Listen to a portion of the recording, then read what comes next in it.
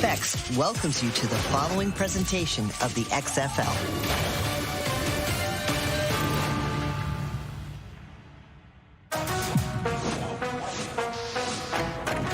This is a chance for a second chance. Rediscovered, revitalized, reborn. Danucci takes a shot upfield to Gordon. Gordon caught it. Gordon's backstepping. Gordon's going to score.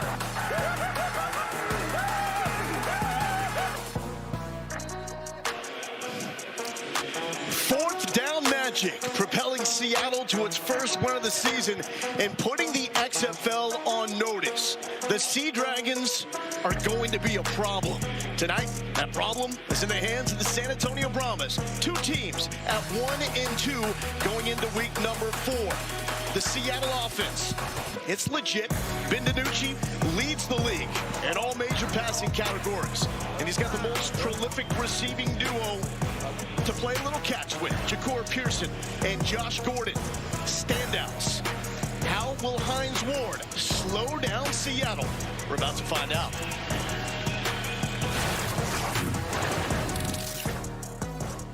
Hey, we talked about it, man. I need Lions. I need that Lions mentality. One play at a time. Just focus on one play at a time, right? And give me all you got on each and every play. One play at a time, right? It's a business trip. We up here to win this thing. Let's go out there and show the world. Yes, sir. All right, baby. Yes, sir. Go to work.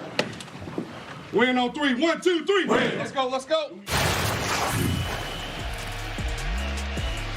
We just saw Houston take down Orlando. So in the South, the Roughnecks still the team to beat. The Brahmas at 1-2. In the North, DC at 3-0. Seattle at 1-2. Both these teams very close to being 2-1. With that, hello and welcome to Seattle. I'm Lord Galindo here with Sam Macho. And I know you're probably thinking, what do I have to do to get a jacket like this man right here? I'm here to help. How about some money at Seattle, right? The Dragons started off the season as a preseason favorite. They're now the 5th on the list to win the XFL at plus 750. You buying? You believing? I'm buying and I'm believing. This is the #1 offense in the XFL. The only thing that's holding them back is turnovers. They have a -7 turnover margin. That's the worst in the XFL. But with the offensive attack, the running game, Morgan Ellison, etc., this offense is here to stay. Yeah, and June Jones has told us this offense gets better as the season goes on. Now for San Antonio, they're sick to their stomach because they had a chance against Houston. 6 minutes left. They're down by 9. It's a one-score game. First and goal from the 1. Kalen Ballage stuffed on back-to-back plays. Jack Cohn denied on 4th and goal. San Antonio goes backwards. The offensive coordinator, Jaime Elizondo, told us that he woke up all week thinking about that sequence, and Hines Ward summed it up. Championship teams convert. Now they've changed up their entire offense. They cut their playbook in half, and one thing that Hines Ward said, he said, man, we have to know our personnel. Of course you want to get it from 4th and 1, but unfortunately you have to find different ways to make plays. They got a lot of confidence in their quarterback, Jack Cohen, who's standing by with Ian Fitzsimmons. Jack, Acho just mentioned it. The playbook's been cut in half on both sides of the ball. What did you see in practice this week? Less is more. Yeah, I think we had a great week of practice. I think we have a great plan. Decided to go out and play. Good luck. Let it rip. Over to T-Mac. You hear Sea Dragons quarterback Ben DiNucci. You guys are coming off your first win of this season. How do you feel like your offense has grown coming into week 4? Yeah, we've been better every week. Got to limit the turnovers, do what we do. We got a bunch of guys that can make plays on the outside. Makes my job easy. Get the ball in their hands and watch them do what they do. Thanks so much for the time. Wolf? T-Mac, thank you so much. Seattle, the favorite in this one by 5. The total is 40.5. That is the highest total this season. So get those bets in. Let's have some fun. Awesome night here in Seattle. The fans have showed up. They're getting rowdy. Let's go for it. XFL week number 4. The kickoff rule. You need to clear the 20, keep it in front of the end zone to avoid a major penalty. Fred Brown with the return for the Brahmas. He keeps fighting all the way to the 30-yard line. Jaime Elizondo is the Brahmas offensive coordinator, trying to simplify and spread out the offense for Jack Cohn. 258 wide-spacing branch. You hear that wide spacing? He talked about passing early. That's what you're going to see from this offense. Andre, get ready. You got the flare.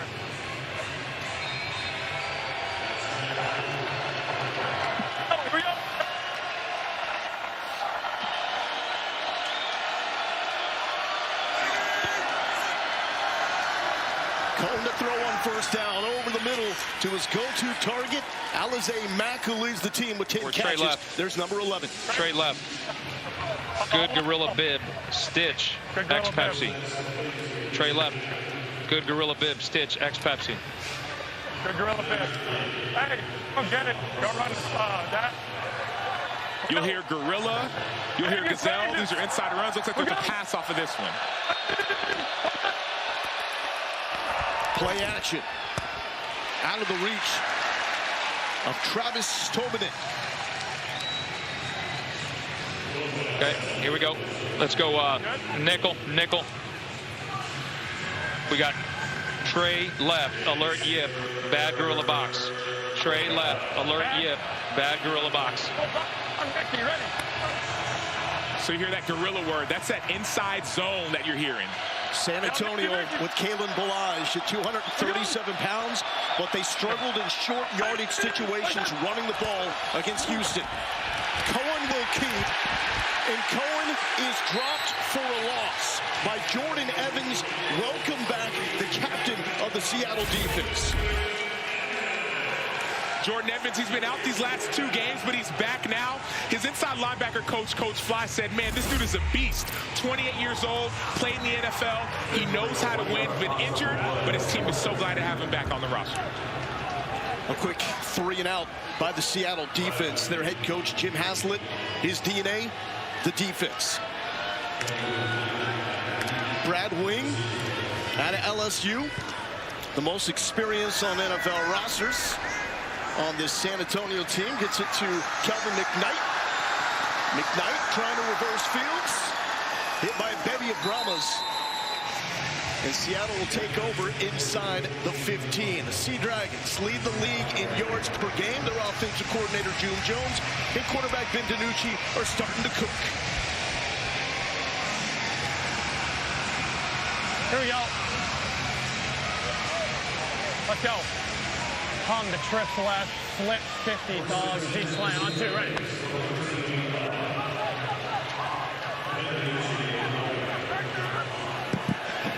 Set, go! Hot! DiNucci to throw on first down, and he finds the leading receiver in the XFL, Ja'Cour Pearson, for a first down. Hum trips right up. 860 dog D's. Hum trips right up. 860 dog D's. Jump. Keep your eye on 3 in orange. That is Pearson. And 0 is Josh Gordon, the former All-Pro. Set, go!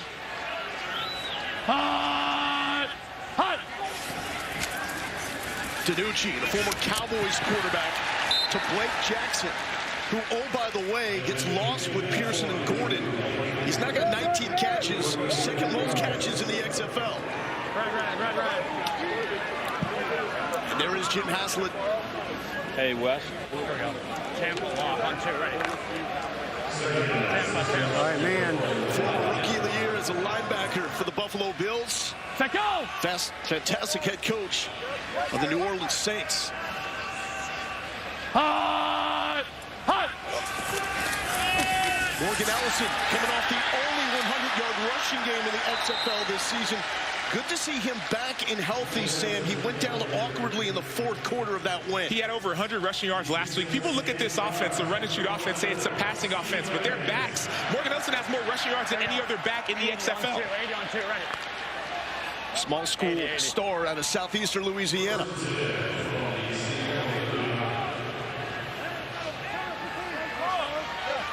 Set, go! Hot! DiNucci, good hands. Brought in by the former Cal Golden Bear, Jordan Veazey.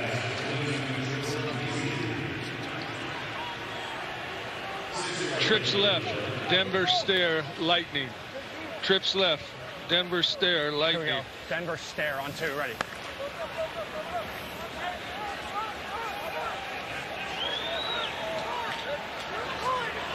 Set, go! Hot! Back to the ground. Ellison met at the line going backwards. This is a San Antonio defense that leads the XFL in tackles for loss. They talk about being physical, being attacking. That's what they want to be, and that's what they were in the second half. They shut out the Houston Roughnecks in the second half of last week's game. They want to be violent, Sam. And there is Hines Ward, leading receiver in Steelers history. First shot at being a head coach.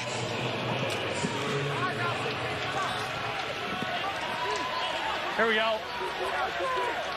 Set, go! Hot! Hot! 3rd and 5. Josh Gordon is not on the field. DiNucci, the touch pass, complete. Blake Jackson, the former D3 national champ quarterback.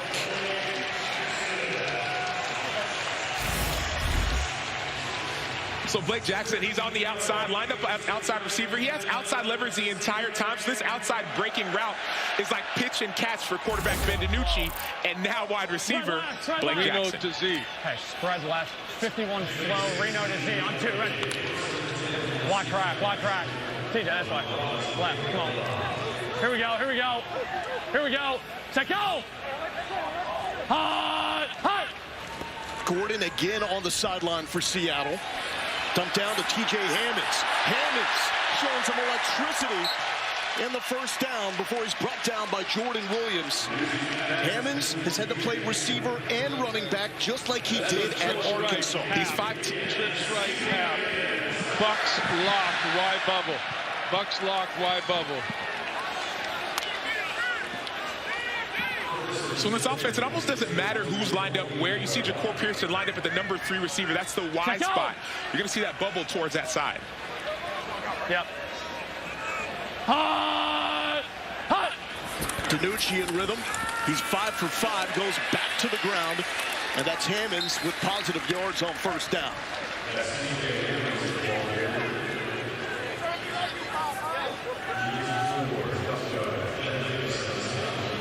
Spread right, Broncos stare, D's. Here we go. Spread right, Broncos stare, D's.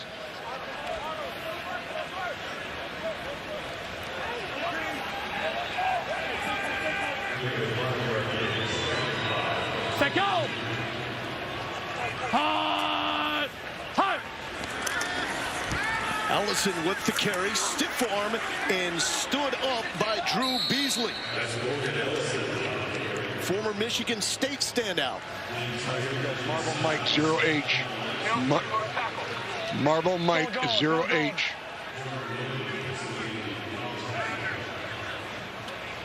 Here we go. 881 on 2. Ready. 881. Safety, you're going to have to cover a wide receiver now.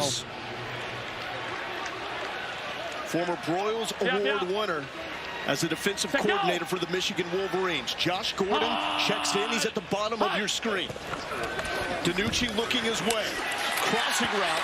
It's going to be short of the first down to Jawan Green out of Albany.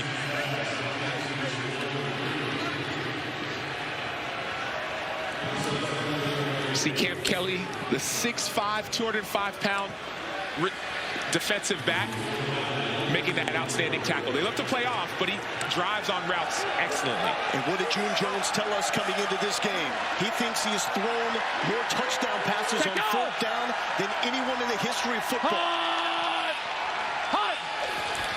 Will there be more 4th down magic? The blitz, DiNucci, no, it's broken up by Terrell Bonds out of Tennessee State.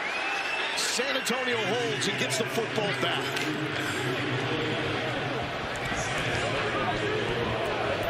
So Seattle was driving. They converted an early 3rd down. They were looking for more 4th down magic like they had last week against Vegas, but DiNucci going down hard and Hines Ward holding on 4th down. Let's go, let's go. The new XFL has arrived. And it is here to stay. 1, 2, 3. We're making it about her and him and them and you. It's a chance for everyone to be a part of something bigger. Something that just might be more than football. Come experience the XFL. Don't wait. Get your single game tickets now at xfl.com/tickets. The XFL gets you closer to football than ever before. Both sides, aloha. That's fail on one, right? Anything could happen. They converted on 4th and 15. The XFL continues with Week 4 tomorrow on ESPN2.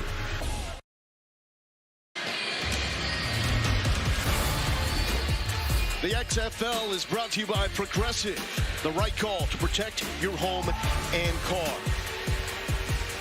These two coaching together like they once played together. Hines Ward and Joey Porter. They won Super Bowl 40 together. Hines Ward, the MVP of that Super Bowl win. Ward would do it twice, going down as one of the greatest to ever play for the Pittsburgh Steelers. And now Ward and Porter, it's their goal, it's their mission. They come to tears when they talk about it, trying to help guys get back to the NFL. The thing about Pittsburgh is culture. That's all they talk about is culture. I played with Joey Porter towards the end of his career when he was in Arizona. They brought a lot of Pittsburgh Steelers there. It was this culture feel. They're trying to build the same thing here. Opening drive for Jack Cohen in San Antonio was a 3 and out. They've decided to spread out the offense and simplify. They want to give the big running backs more running lanes. Hey, nice coming, nice coming. Omaha, go! Go. Play action to Balaj. Balaj, a very good receiver out of the backfield, and he's got first down yardage. Rewind. Seattle's defense coordinated by former Florida and Illinois head coach Ron Zook. 57, nice swap. 57, nice swap. Change. You got 20 personnel out there. 20 personnel. It's 2 by treated as 2 by 2. 57, I'm Davis, ready. You got 2 by 2. You got 2 by 2. Yeah, trail. 20 personnel, that's 2 running backs, no tight ends. We go!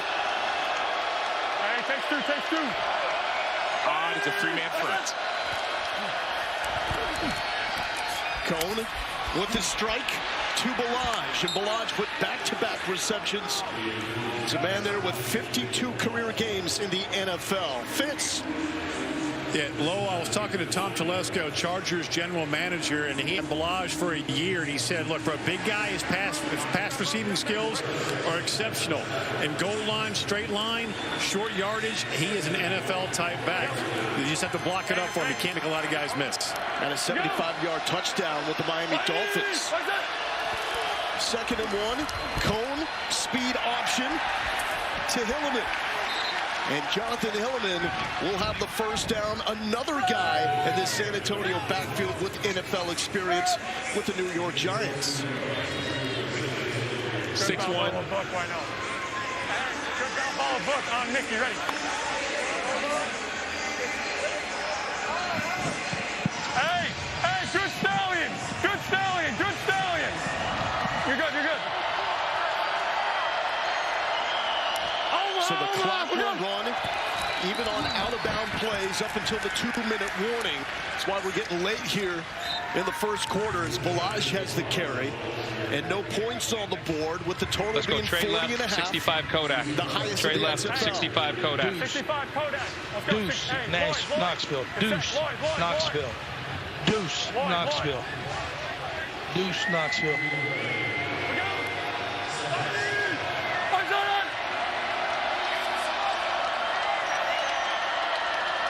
We got a slam. 65, we're good.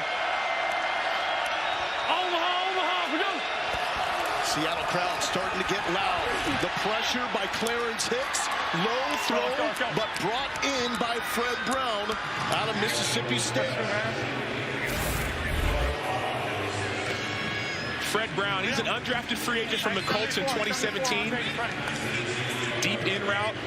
They talk about getting more passing yards early in the game, being less conservative. Dean Blandino, VP of officiating, is standing by in Van Nuys, California at the XFL Command Center.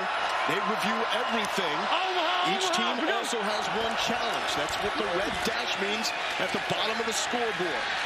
Complete to Jalen Tolliver. Did not play last week. Makes his return. 74 Kodak. Hey, Harry. He got thumped by the Cincinnati Bearcat, Lyndon Stevens. Harry. That Harry you hear is for a hard count. You want to see what they're in defensively. Kodak, take a picture of it. Omaha, we go. Cone finished up his career at Notre Dame. To another Notre Dame Fighting Irish alum, Alize Mack. Big first down. Nickel. Alize Mack, so he leads the team in targets. Offensive coordinator talked about he loves spreading the ball around. That we don't know who to attack. This is where San Antonio will miss T.J. Vasher. Their 6'6" red zone target out with a shoulder injury. Let's go. We go. Red zone touch for Balaj, and he's dropped by Bryce Thompson, the Tennessee Volunteer. Or diamond left, 81 hot, ZN Pablo, H Big D. Diamond left, 81 hot, ZN Pablo, H Big D. 81 hot. Vegas, ready. 81 hot.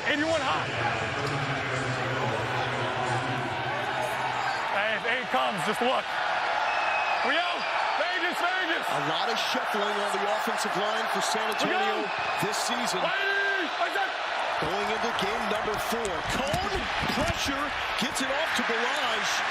He is rocked by Elijah Ponder. And man, Cone has taken some huge hits. We saw the one, he ended up underneath the bench in Orlando. San Antonio's passing so much more than they have all season long. What they want to be is a rushing, running the ball football team. On Lloyd, ready. But this game, they're coming out more aggressive. Cone is a tough dude. Both quarterbacks, pinpoint accuracy thus far. 3rd and 13. False start. Left tackle, Rubens Joseph moved early. False start. Offense, number 71. 5-yard penalty. Still 3rd down. This is not the same San Antonio Brahmas offense that we've seen the first 3 weeks. This offense is spreading it out so much more in order to open up the run later down the line. Hey, 64. Seattle crowd, they've showed up. They're loud. A lot of them on this side of the field in the end zone, where San Antonio is now stalling.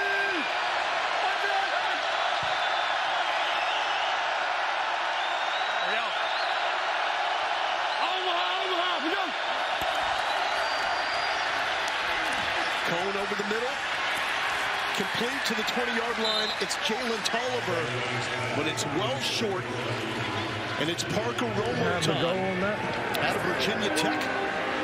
4 for 5 on field goal attempts. We're seeing this, you talk about the offense being cut in half, the playbook being cut in half. What Hines Ward said is, let's go back to our plays that worked, and let's just run those. That's what we're seeing offensively.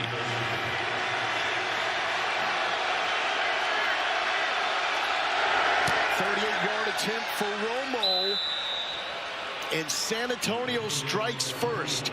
We've had 2 drives get inside the red zone with only 3 points to show for it. Under, feeling good. Good job. Stay in there.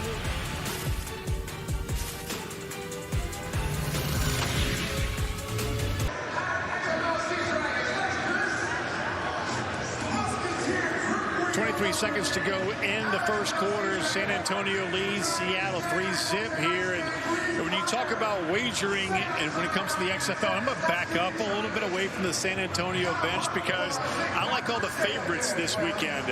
Now, look, I didn't like a lot the first game. I like the under. They're holding that against me. Obviously, it flew over. I hear you laughing, Lowell. You know, paybacks are, you know what, partner. But I like St. Louis. I like D.C. And I'm on the San Antonio sideline here. I'm about to get my butt kicked, but I also like Seattle laying the 4. Why? Quarterback and head coaching experience. Ben DiNucci leads the XFL in almost every major category. Look at the coordinators also, guys. They have head coaching experience. I like Seattle. And by the way, Fitz did not put those expenses on the corp card. It would be a no-no. We're playing with fake money here. So here comes Ben DiNucci, and the Seattle offense drove it down inside the 20. Could not convert on 4th down, but DiNucci 6 of 7 for 54 yards. Here we go. 591 on 2, ready. 591, 591.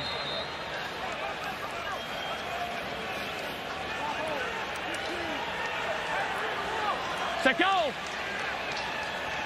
Hot! Hot! Former Cowboys quarterback has time. Comfortable, the throw is high and off the fingertips of Juwan Green.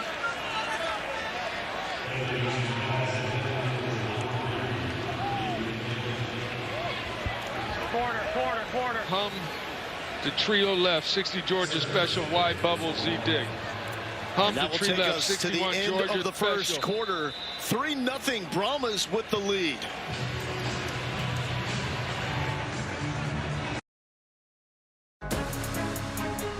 DiNucci running to the left out of the pocket, just flips it. Oh, what a catch! Josh Gordon. Oh yeah, these boys can play. 4th and 9. DiNucci trying to find somebody open downfield, and he's got it. Gordon. DiNucci takes a shot upfield to Gordon. Gordon caught it. Gordon's backstepping. Gordon's gonna score.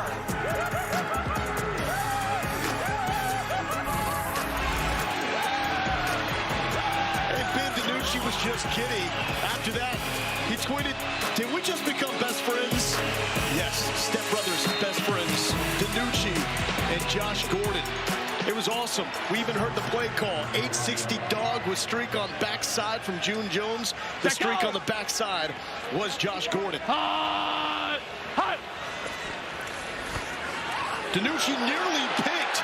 Wow, taken out of the air by Juwan Green. Now, how about this? The XFL is a league of opportunity. Hines Ward told Luke Barku that if he could shut down Josh Gordon in this game, he will be back in the NFL next season. We'll say back in the NFL. He was an undrafted free agent in 2020 by the Jacksonville Jaguars. He got a chance to start later in his career. Guarded Jarvis Landry. He's been there before. And we got him mic'd up. Set, go! Hot! Hot! Barku expects to draw Gordon throughout the course of this game. Here it is, a deep shot, and it's almost picked off by Barku. He was running with Blake Jackson. One thing to note as we listen to Luke Barku, this San Antonio Brahmas defense just played the Houston Roughnecks. What kind of offense do they run? It's the exact same offense as the Seattle Sea Dragons. So they're getting the same looks. Offensive coordinator June Jones was the mentor to offensive coordinator A.J. Smith from Houston. And so we talk about overs and unders and betting. The points will be low this game, trust me. Barku, 3 games under his belt in the NFL with the Jacksonville Jaguars. Screen to Gordon. Gordon in traffic, still going.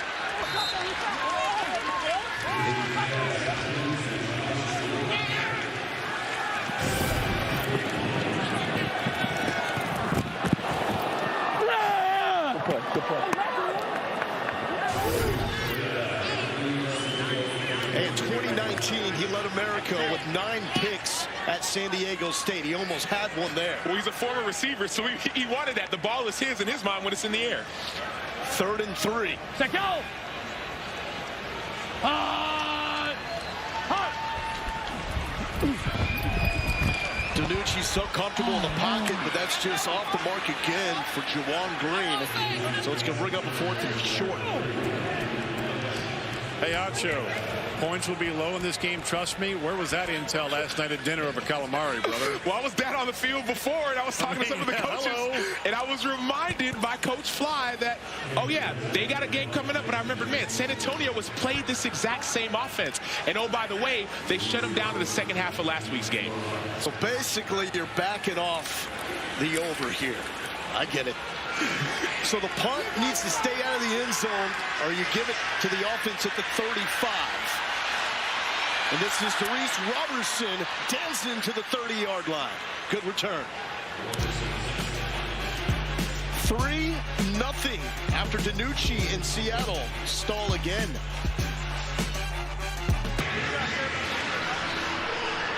Welcome back here to Seattle. San Antonio on top 3-0 in the second quarter. I'm here with Sea Dragons center Jared Thomas. You guys are seeing a 3-down front from San Antonio. How have you prepared for that coming into this game? Well, one, one, I think it helps that our defense base front is 3 down. So we're used to seeing the different fronts that come with 3-man, 3-4 looks, 3-3s. And we knew coming into this game that San Antonio would be a little bit of a sprinkle of 3 down front. So we were prepared for it. Just got to settle in and execute a little bit better. How do you feel like your team has responded after a W a week ago? I think we just got to settle in a little bit better. I know everybody's excited to get another win in the W column. So we just got to allow the game to come to us, not force or press anything, and just continue to play our game. Thanks so much. It's good to see my man Jared Thomas healthy. He got tricked by his own teammate Morgan Ellison in that win last week. Cone throwing on first down, tight window to Jalen Tolliver. Excuse me, that's Travis Johnson out of Montana State. By the way, live line right now, Seattle -1.5 total, 33. There you go, Acho. I still don't think it's going to get to 33. Give me the over on 33 right now. Give me the under, baby. We go. What's up? Cone's just going to spike this one, feeling the pressure. Now check this out. We got a flag. We'll listen in and see what this is about.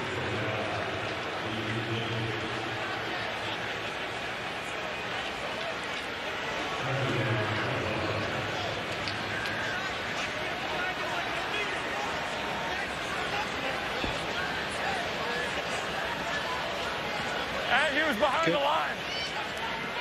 So Muller's talking about defensive back line. The ball hit the ground well short, so we're just going to wave that off. Got number 6 is in the area. He's behind the line of scrimmage. The ball's behind the line. There is no foul on the play. The contact was ruled legal. The pass was legal. Number 6 was in the area. It's third down. Third down. Let's welcome in the VP of Officiating, Dean Blandino. What was that conversation about, Dean? Yeah, a couple of things. They were talking about, well, is the ball catchable? Was the ball behind the line? And actually, was there an eligible receiver in the area? So there was a couple of things that the crew got together, discussed, and ultimately felt there wasn't a foul on the play. Dean, thank you so much. And even if the call went the other way, that's something that you can challenge. With these one-time challenges per game, you can challenge anything. Ball is batted down at the line of scrimmage by Antoine Jackson at Ohio State. A guy that Ron Zook simply calls Buckeye.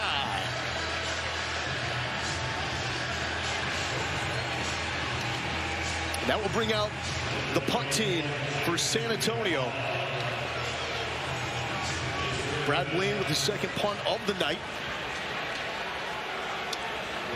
And it's Kelvin McKnight deep for the Sea Dragons. So for punters in the XFL, there's no coffin corner. You don't want to kick it out of bounds. So it's all about being directional and getting the hang time, as that one is fair caught at the 30-yard line. Week 4 in the XFL continues tomorrow on ESPN2 with the Renegades squaring off against the Battlehawks at 4 Eastern, 1 Pacific. Then it's the Vipers and the DC Defenders, who are 3-0. Both games available on ESPN+. St. Louis is doing it right. And Dwayne Johnson, XFL co-owner, he's pumped up about potentially setting a new spring football attendance record, 35,000 plus. That's what they were expecting. The lower bowl sold out 2 weeks ago, so they keep adding more and more tickets and availability to the Dome at America's Center. They added 3,000 tickets on Friday. By Saturday, they were sold out. That's what it's about. They love their football in St. Louis. It was taken away from them. Now they got it back with a very exciting team. And their first 3 games have been away games. This is St. Louis' first home game, so the fans are excited. And both these teams know about St. Louis and what they can do on the comeback front. Week number 1 at San Antonio, they were 2 scores down, came back in the final couple of minutes, and on this field, in Seattle's opener, it was a walk-off field goal by St. Louis for the win.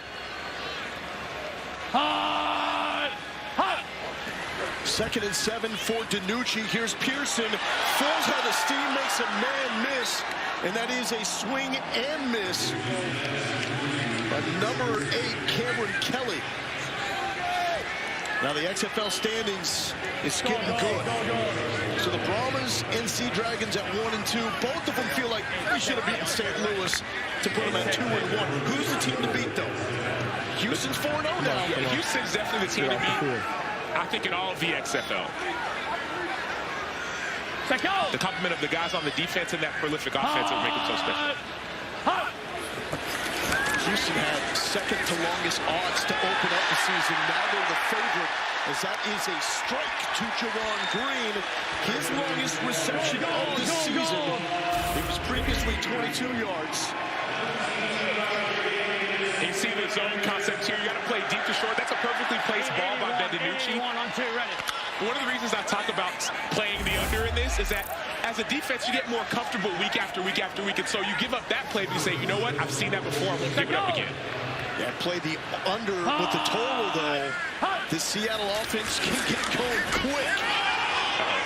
And there it is. Little toe tap as Damian Willis out of Troy. Looks like he got both feet in the XFL. It's the college rule. You just need one. This is true. I did see a little toe there, but that may be exactly what Hines Ward was looking at.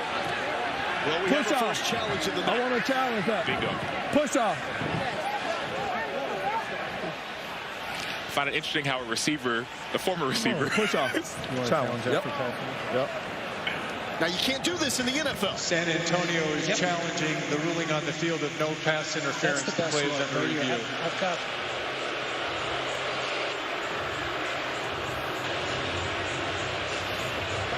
So I'm looking at the right hand. I want to see if there's anything else from that other side. Chris, I'm with you. He's challenging that it was offensive pass interference, correct? Yeah, this is my best look right here. I've got left hand into the shoulder, and he does create separation. Just looking to see if there was any kind of tangled feet. But I do see a push off. Chris, we're gonna make this offensive pass interference. I'm gonna give you the previous spot information. Okay, guys, we're going to get the previous spot from Dean right now. Thank you. So the previous spot, sure. Get 15, number 15. Previous spot was the Seattle 48-yard line. So we'll go 10 yards from there, and it'll be 1st and 20. The line of gain was the plus 42. Number 15. Number 15. You got it. After review, pass interference. Offense number 15, push off. 10-yard penalty from the previous spot. Replay first down. So, Dean, take us through the details of this pass interference call. Yeah, so obviously we were looking at contact by the receiver. You can use your hands to fight off a defender, but you can't push into the body to create separation. And that left hand, that's what we saw, create the separation, causing the defender to go to the ground. And, Dean, this is something we could not see in the NFL. Here we go. And Dean's working now. 1, 2, ready. Correct. Lose the challenge, they keep the timeout. Yeah, the NFL cannot challenge this. This is not a reviewable situation in the NFL. Dean, thank you so much. So they keep the timeout. They lose their challenge.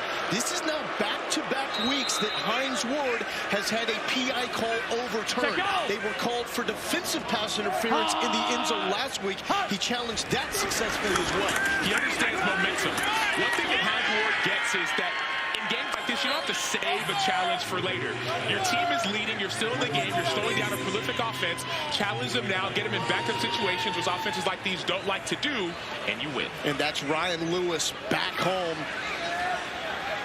Played his high school ball here in Seattle with his brother Drew Lewis, that's also on this San Antonio team. Their pops, Will Lewis, director of player personnel for San Antonio. He was in the Seattle front office for 12 years and played for the Seahawks. This is the first time in his professional career that he's made the team on final cuts. He was ecstatic when he found out. DiNucci all day dumps it down, and Allison is upended by Barku. Coach, the challenge right there, what'd you see? That's an old savvy move I used to do back in the day, man. But clearly it was OPI. Thank God Dean was on the right page with me, and at least get my timeout back. How many times did you use it? I used the chicken wing. Should have went with the chicken wing move.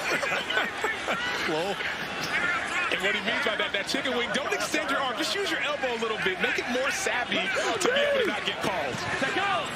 So now Seattle backed up, 3rd and 15. Ward fired up. And we got a whistle and a flag.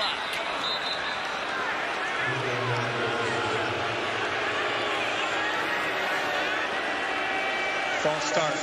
Offense, number 15. 5-yard penalty, still 3rd down.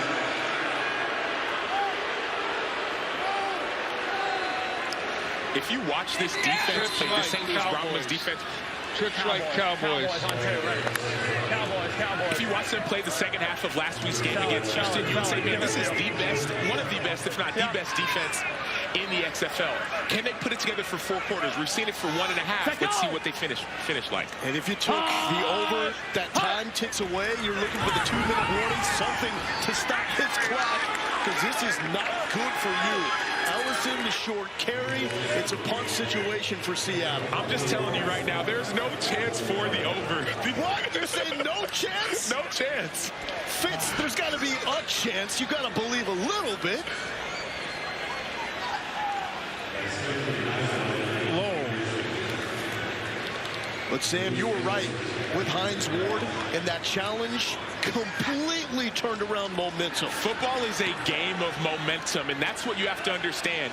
You get an offense backed up, you have a lead going into halftime. I get it's still early, but those little things, my coach used to say, little things done well make big things happen. Those little things make a huge, huge difference to finding a way to steal a win. Oh! Time out! That's a pass interference! Time out! Well, go tell the ref your hand's fighting. Not him. Oh, I don't know. Go tell the guy to wait. The new XFL has arrived. And it is here to stay. 1, 2, 3. We're making it about her and him and them and you. It's a chance for everyone to be a part of something bigger. Something that just might be more than football. Come experience the XFL. Don't wait. Get your single game tickets now at xfl.com/tickets. The XFL gets you closer to football than ever before. Both guys, aloha. That's fail on 1, right? Where anything could happen. They converted on 4th and 15. The XFL continues with Week 4 tomorrow on ESPN2.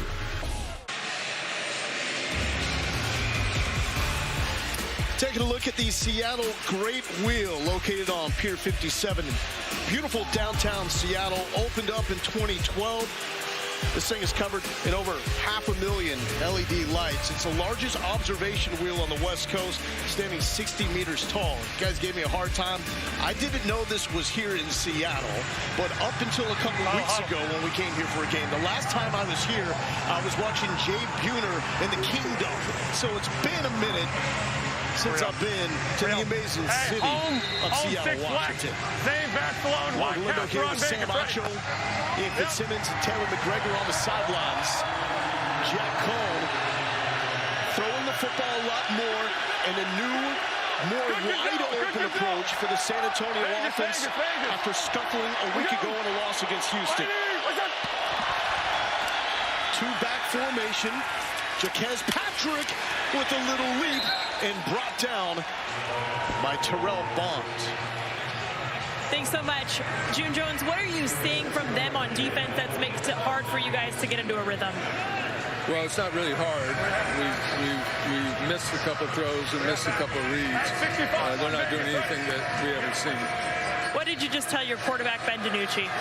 I told him to look at the read. He shook his head. He knew I was right. And, that's what you do. You live and learn. Appreciate your time. Lowell? Listen to the coach. The moral of the story. Cohn, back shoulder. He was looking for Toivonen, incomplete. The greatest offensive coordinators I've been around are that confident. I'm right. He'll figure it out sooner or later. Trust the system, right? They're not doing anything that we haven't seen. That's right. 66. Dino goes on Vegas, right? How surprised are you that Cohn has thrown 13 times and Balaj, the guy with the most carries in the XFL, only has just 2 carries. I'm very surprised because last week in the first half, he only had 35 passing yards. Night and day. 3rd and 5. Cohen has a man, complete by Toivonen, former North Dakota standout. Got a taste in camp with Seattle. He looked at the guys around him and realized, I'm not giving up on the dream yet. I can play at the next level. Spreading the ball around. You don't know who to stop with this offense. Get out quick, get out quick. Makes it hard on a defender to lock down one person. You have to stay in your zone, stay on your man. Coming up on 4 minutes, and we've got 3 total points, and the total coming into this was 40.5, the most in the XFL, is that is going to be short of the marker to Jaquez Patrick. Fitz, what's going on with the line? Down to 28.5 in the total. I know where Acho is. I'm still under, baby. You got to think at some point, Fitz, you got to think at some point this June Jones offense gets going. Well, it's not just that. It's the San Antonio Brahmas offense. This is not what they usually do. And so you're not going to see a prolific passing attack. You'll see them being efficient. We're good, we're good. We're good. Cone initially looked like he was trying to call for the timeout, said we're good, and then called for one with a second on the play clock. We're in the try. Bang it, right? He's about to send it. He saw it. Player 54, episode 4 premieres Thursday at 5 Eastern, 2 Pacific on ESPN2. And features a look back at the Week 3 matchup between Hines Ward, Joey Porter, and the Brahmas, who lost a close one to the Houston Roughnecks, and the relationship between former Ram and Seahawk and 2-time Super Bowl champ Ricky Prohl, the St. Louis wide receivers coach, and his son Austin, the team's 2nd leading receiver. As pro football has been welcomed back to St. Louis. And that's what this league is about, chasing the dream. Brought up a guy like Toivonen, who was just sitting around. He knew he wasn't going to get drafted to the NFL. Was completely surprised when the Seahawks called and he got a chance at the NFL. And some of these players, all they need is an opportunity. Some of them got in trouble in the past. Maybe it was something that they did on the field, but opportunity is all they've been looking for. Cone looking for the screen in Alize Mack, and that was blown up early.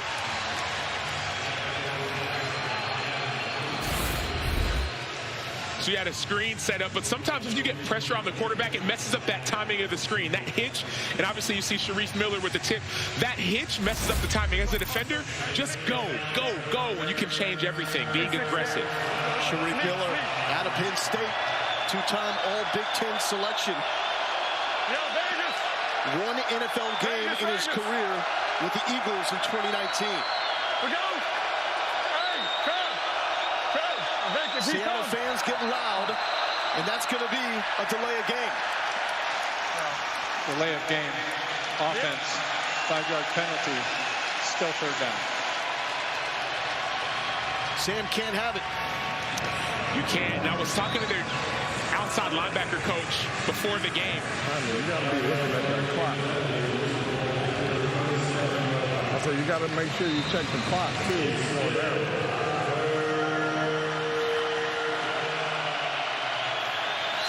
Seattle's outside linebacker coach said, man, this is not what San Antonio wants to be. They don't want to be a passing team. Let's get them in these situations, and we win.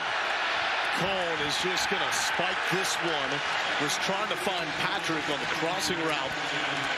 And suddenly, we've got a defensive slugfest. This really, though, plays more into the style that the Brahmas want. It does, but it also doesn't, because if you have a defensive slugfest, you know if you're Seattle, sooner or later your offense is going to hit. June Jones said they're not doing anything to stop us. And so if you can keep it low scoring, you say, you know what?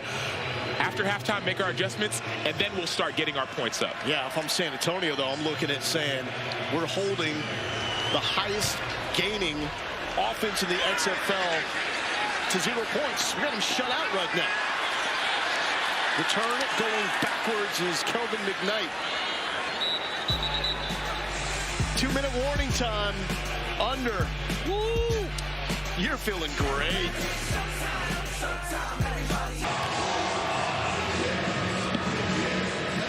Hines Ward told Luke Barku, shut down Josh Gordon, and you're back in the NFL. Gordon's got 1 catch for 7 yards.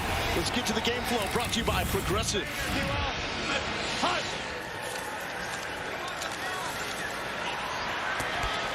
All night long, Luke. Stay in his ass all night. Yeah! Good play, good play.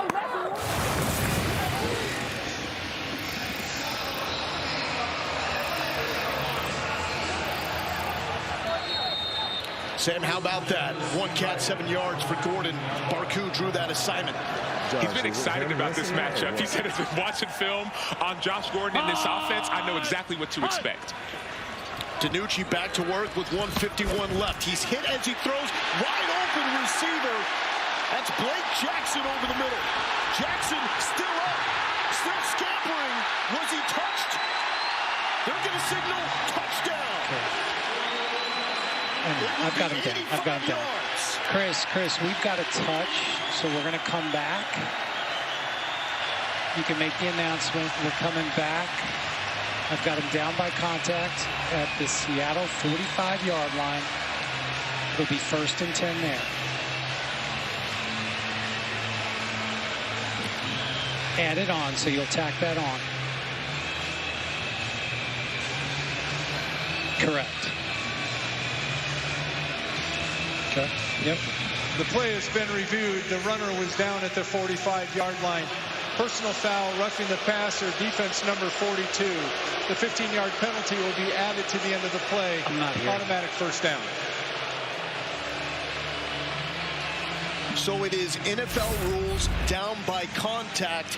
Jackson did not think he was touched, but we've got the replay by Blandino. He told us it was there, and then we also see Mike Tuberdoff with the contact on DiNucci. That's an extra 15 yards. So, yes, NFL rules, meaning if you're not touched, you can get up and run and score as opposed to college. But that extra 15 yards on that quarterback is what moves the ball all the way up here. 30 yards, longest play of the night, plus an extra 15. Ellison, full head of steam to the 30. Get some, says Morgan Ellison. Jack Kerner ready for the challenge. We heard from defensive coordinator Jim Herman earlier in the week. He said the only thing that messed us up earlier last week in the first half was missed tackles. Right here, you're going to see a hole and a missed tackle right there. That's all that you need by Jordan Williams, number 15. He was the captain at Baylor. He needs to make that tackle in order to keep this game in check. So Sea Dragons calling a timeout with 1:28 left to play here in the first half. Under 2 minutes. It's also the rules that we see in college play. The clock will stop after a 1st down until the football is reset. And we'll also see out-of-bounds play, clock stopping as well. And incomplete passes. This clock has been running all quarter long, all half long, but the last 2 minutes, it stops on incompletions, and it stops when the ball goes out of bounds. And if it gets a 1st down, it starts. Ready for play. Hey, these fans loving the Seattle Sea Dragons. And they like to see the offense getting going. So 2 timeouts remaining for Seattle. They've got 1 challenge remaining as well. You need a timeout to call a challenge. That's critical. Empty for DiNucci to Josh Gordon. Gordon met by 3 Brahma defenders. Barku and Lewis there. 860 Kansas, true streak, on the ball, on the ball. All right, rush Dallas, rush Dallas. 860. 860. Stay where you're at.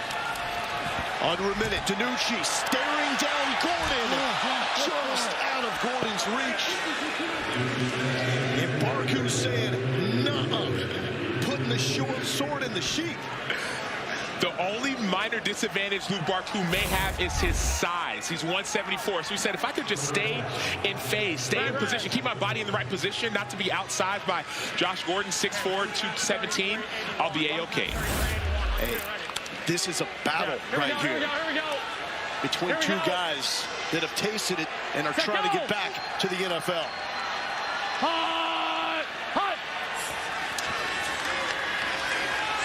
DiNucci to Pearson. Pearson rocked, but he's got the rock inside the 5. Leading receiver in the XFL. They love attacking the middle of the field. Ja'Cour Pearson lines up at the number 3 receiver. He knows he has the entire middle of the field open, and so he just runs away from the safety. Ben DiNucci places that ball perfectly. He may be small, second and a half, but he is 30 mighty. seconds. He is small, 5'7". But June Jones told us he is made for what we do because he is smart, he has great concentration, he can run, and he can catch. Told us, too, he's going to play in the NFL. And he has great contact balance and acceleration. Contact balance, when he gets hit, he doesn't fall down. Acceleration. As soon as he touches the ball, he can take a 3-yard pass, make it a 30-yard completion. You're good. 2 yards, big fella. Let's go. All right, Pearson has become the poster boy for the XFL this season. He was an unknown. This league has helped make him a star. And what's great about him as well, he played at Western Kentucky. He played slot receiver, went to Ole Miss. He played outside receiver. He doesn't care about his size. He has a mentality of making plays. Everybody got to know him when Destroying featured him. Those one-on-ones up at Ford Field in Detroit. He balled out and won the whole thing. Let's go!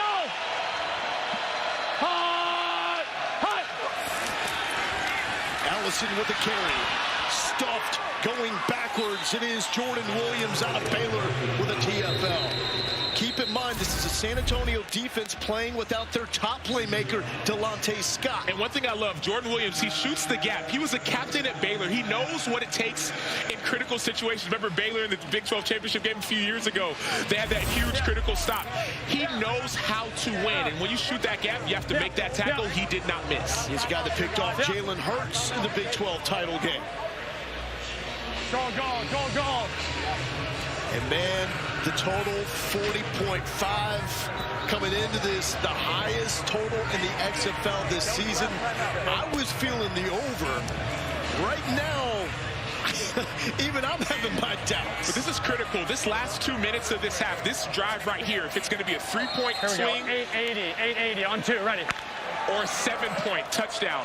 Because what happens here matters. Seattle will get the ball again at the beginning of the second half. And so, huge possession for San Antonio. Overbettors need this one. Absolutely. DiNucci. They get it. Jawan Green, his second touchdown of the season. This is tough. Small school star at Albany, where he was an FCS All-American.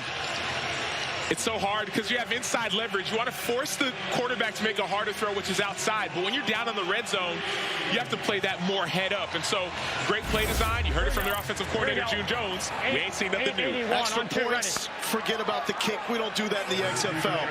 3 opportunities. 1-point conversion from the 2. A 2-point conversion from the 5. And the June Jones special, the 3-pointer from the 10.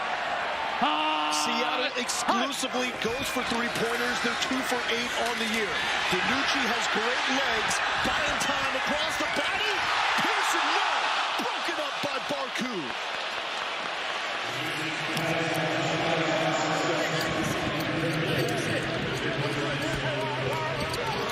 Overbettors cannot get any breaks tonight here in Seattle.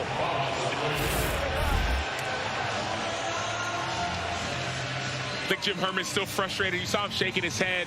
He understands that red zone, you have to play everything a little bit more head up. I understand that it's empty and your leverage, great play by Barkley, empty in your leverage, but it's the red zone. You have to be able to firm up down there. That's what makes it a harder play to cover. T-Mac. Thanks so much here with Jawan Green. How did the use of all of the receivers on that drive open up you for the touchdown? Well, when you got any of our receivers in the game at the same time, it's dangerous out there.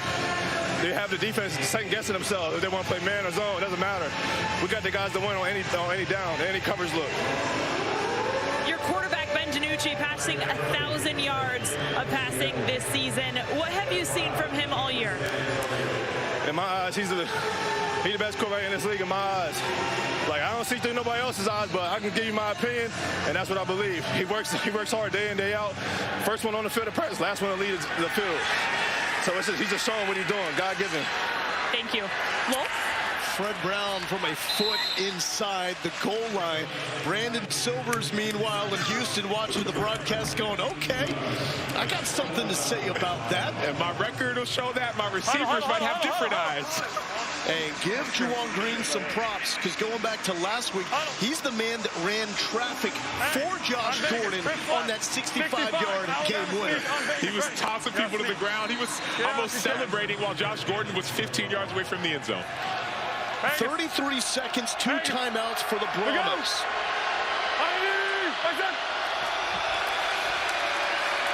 Been a pass-happy first half, taking a shot. No one's home. Picked off. There is a flag. Antoine Brooks with the interception to the 30 and brought down.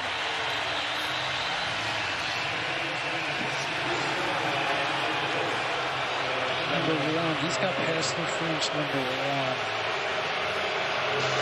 Pass interference. Defense number 1. Much on that shot. Going to the R22. That's probably the best shot. I think there's some contact right around the 42. On the snap, on the snap. Okay, 45's okay. We're 1st and 10, 45 to the 45. Timeout, San Antonio, their second and a half, 30 seconds. Okay, San Antonio took their second timeout.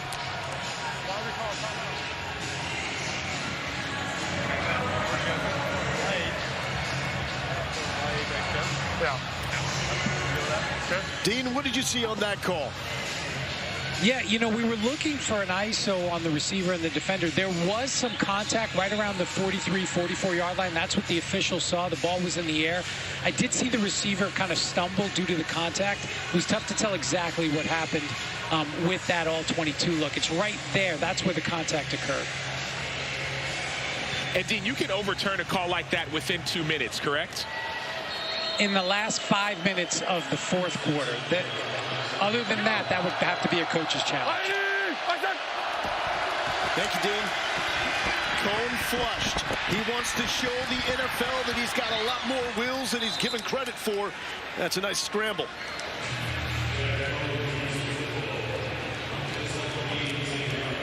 He's not known for his legs, as you said, but one thing he told us yesterday, he said, I want to show people and help our offense. On Vegas, on Vegas. Alert watch. Trying to set up Parker Romo. Romo has the longest field goal in the XFL this season at 48 yards. Cone feeling pressure. Balaj off his fingertips, incomplete.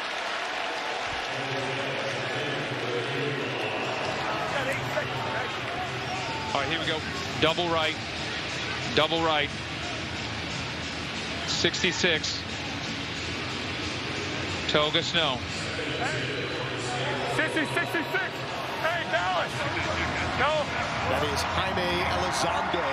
66, Dallas, Dallas. The Mexico-born offensive coordinator for the San Antonio team. Hey, let's go, let's go. Omaha, we go. Quick out route and complete to Tolliver. Field goal, field goal, field goal. Field goal. Matt. Jaime, tell them they got to cover it. Tell Matt. Romo has already connected for 1 in this game. This is for 56. This would be the longest made field goal in the XFL this season. 57 officially. Romo, low liner. It's got the distance, and it is good. Parker Romo, 57 yards, the longest connection in the league this season. With some change to spare. What a kick by Romo. Come on, let's go.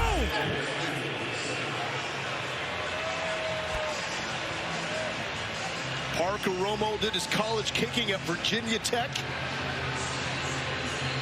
Wow. Through the uprights. His previous long in the XFL this season was 48. Good job. Hey, let's go. Let's go. Get his ass on the room. Let's go. Yes, sir. Going to listen up to your head coach when he's that passionate. Jack Cohn, surprised that he comes out and has only 2 fewer attempts than Ben DiNucci. We expected it from Seattle, not San Antonio. I've been thoroughly impressed by what I've seen by Jack Cohn, and I think Seattle's been a little bit surprised. They did not expect San Antonio to be passing the ball 19 times, 19 attempts. This is not who they've been. Now, what I'm interested to see is what happens at halftime. There's going to be so many adjustments. Can you keep this offense going now that Seattle knows exactly what you're going to do? Hope you took the under. We got 12 total points, 6 for each team, San Antonio and Seattle.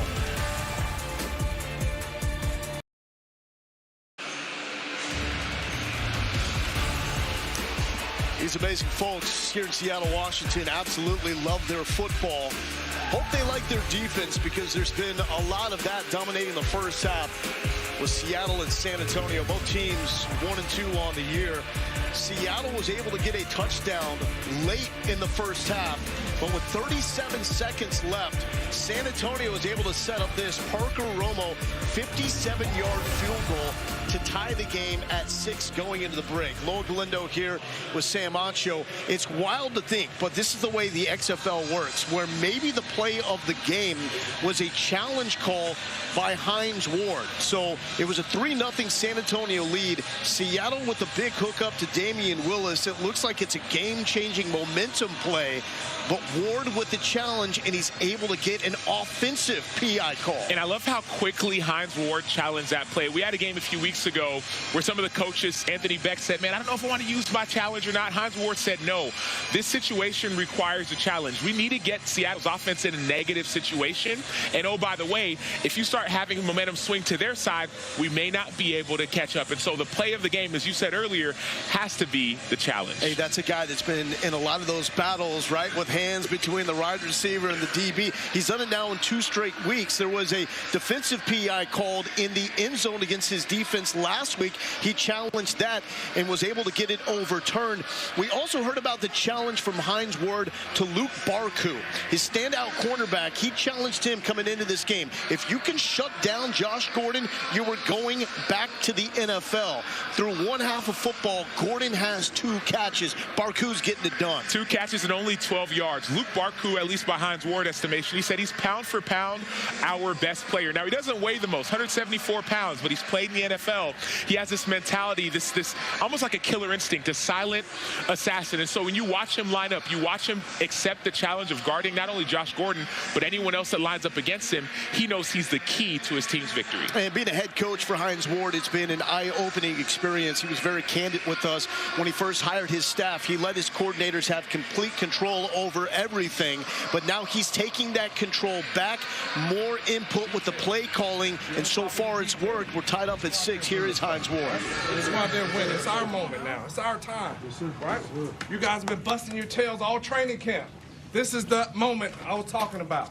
All right, let's go. Get in here. Let's go. We in out. Start the game. Start right. Make plays on 3. 1, 2, 3. Make plays. And so the message from Hines Ward, this is your moment. I mean, this is a guy that's so passionate about the why. He wants to know the why for all his players. What's driving them to not only win for the team, but win for themselves as individuals, too. He made his players sign, I say sign, but they were verbal contracts. Give verbal contracts to themselves and to their teammates. He wants his team to be a culture, to be accountable not only to yourself, but to one another. He said, those are the best teams that I've been around. He saw it in Pittsburgh. He's won Super Bowls. He's trying to establish that same kind of culture here. And some new wrinkles offensively that Ron Zook and Seattle have had to respond to.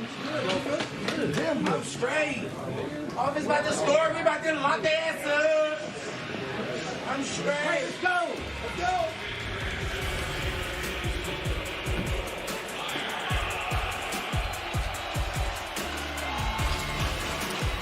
And we'll have more from Lumen Field when we return through one half. San Antonio and Seattle tied up at 6.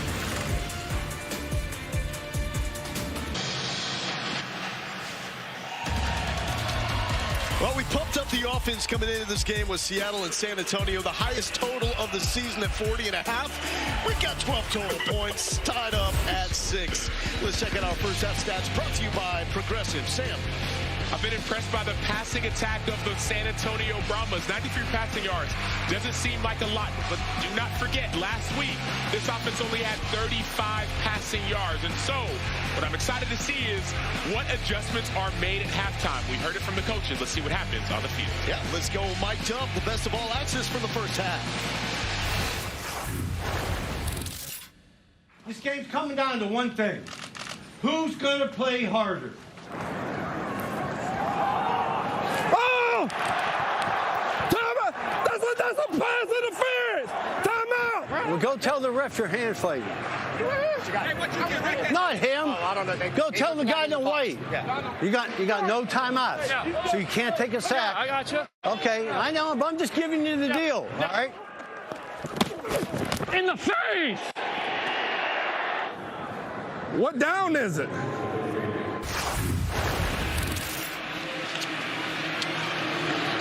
Man, Ben DiNucci even calling for his own penalty in the face. And you see Haslett and Ward.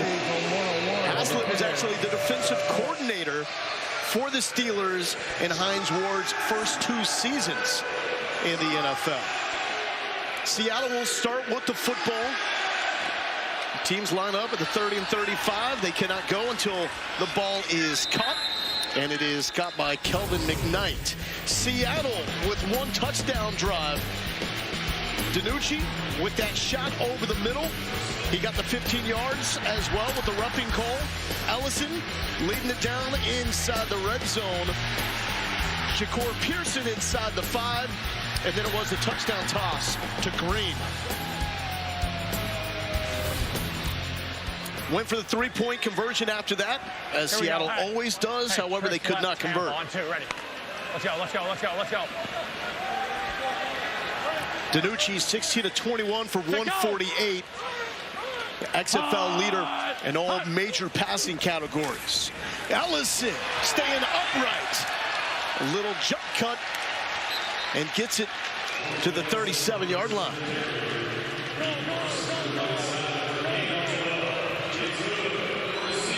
Love Ellison's running style. 861 dog, true streak. 861 on 2, ready. It's a little unorthodox. It's a little wild. We know if you're in front of him, you're going to get hit. It's going to hurt. And we talk about how spread out this offense is, but it makes backs like him who go downhill super effective. Leading rusher in the XFL. Empty for DiNucci. Almost jumped and picked off. Barku is having himself a ball game, but that's the second he could have picked. The corner's one coming off, so you got to throw it to the Y. You hear the adjustments. You hear June Jones telling Ben DiNucci the adjustments to make. Luke Barku is eyeing this ball. He's playing off. He had 9 picks in 2019. He knows he could have had another one.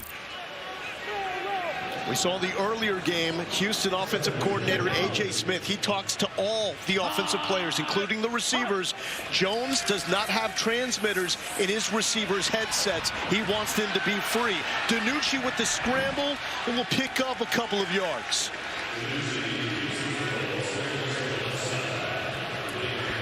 You get 15 communication devices. You can spread them up however you like. Cube. Same on the backside. Cube on the backside. Yeah. Rush Brooks.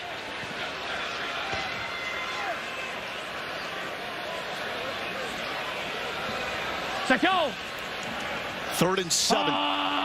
Where Seattle is 3 for 6. Short of the first down. Blake Jackson will set up a 4th and short.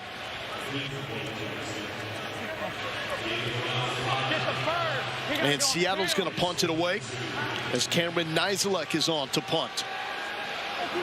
Another stand by Hines Ward. Jim Herman and the Brahmas defense. Blake Jackson knows as soon as he catches that ball, he has to get vertical now to get those 2 extra yards. The little hesitation allowed the defense to be more aggressive for that stop. Former Georgia Bulldog punting it away to Therese Roberson, D2 star from Wayne State. Roberson, and we got a flag down. Flags.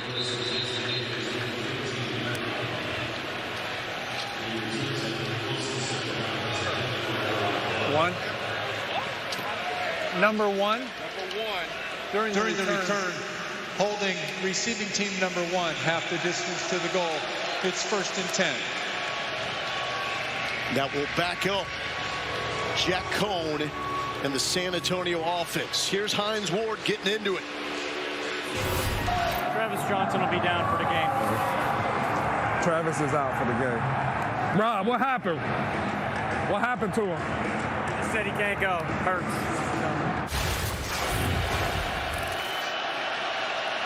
And that is another big target that is down for San Antonio. Lowell and Sam.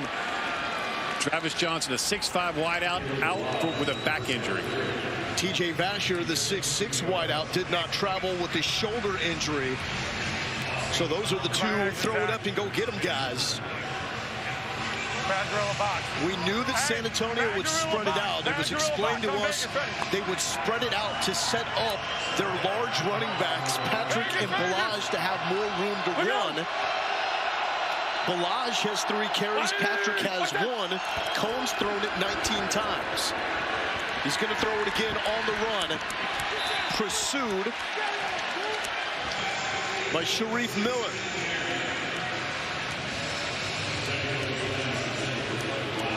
We got Trey Wright. 64 Penny. Kodak. Let's go over Knoxville. Over Knoxville. Penny over Knoxville. Over Knoxville. You have that Penny call. That's that 3 down linemen, 2 outside linebackers, only 1 inside linebacker, 5 DBs.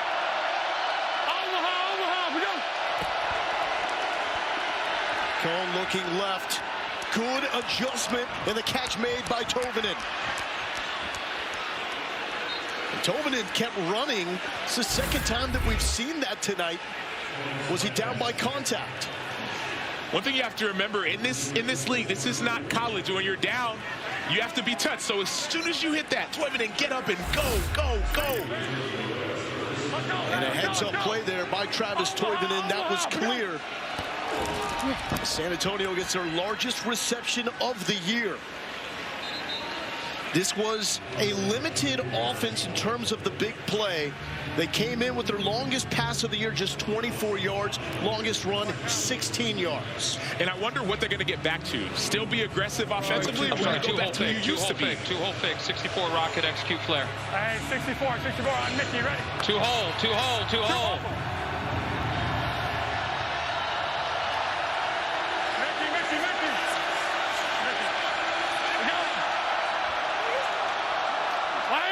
Brown in motion. Back to Brown, and he dropped it. The Mississippi State Bulldogs simply let it slip out of his hands. FX Snowfall is back for its 6th and final season, where a feud threatens to destroy the same family. Every Wednesday at 10 Eastern, 7 Pacific on FX, also streaming on Hulu. Seeing Buckram getting some work done there to the old helmet. And that's Norman Price down, being checked out.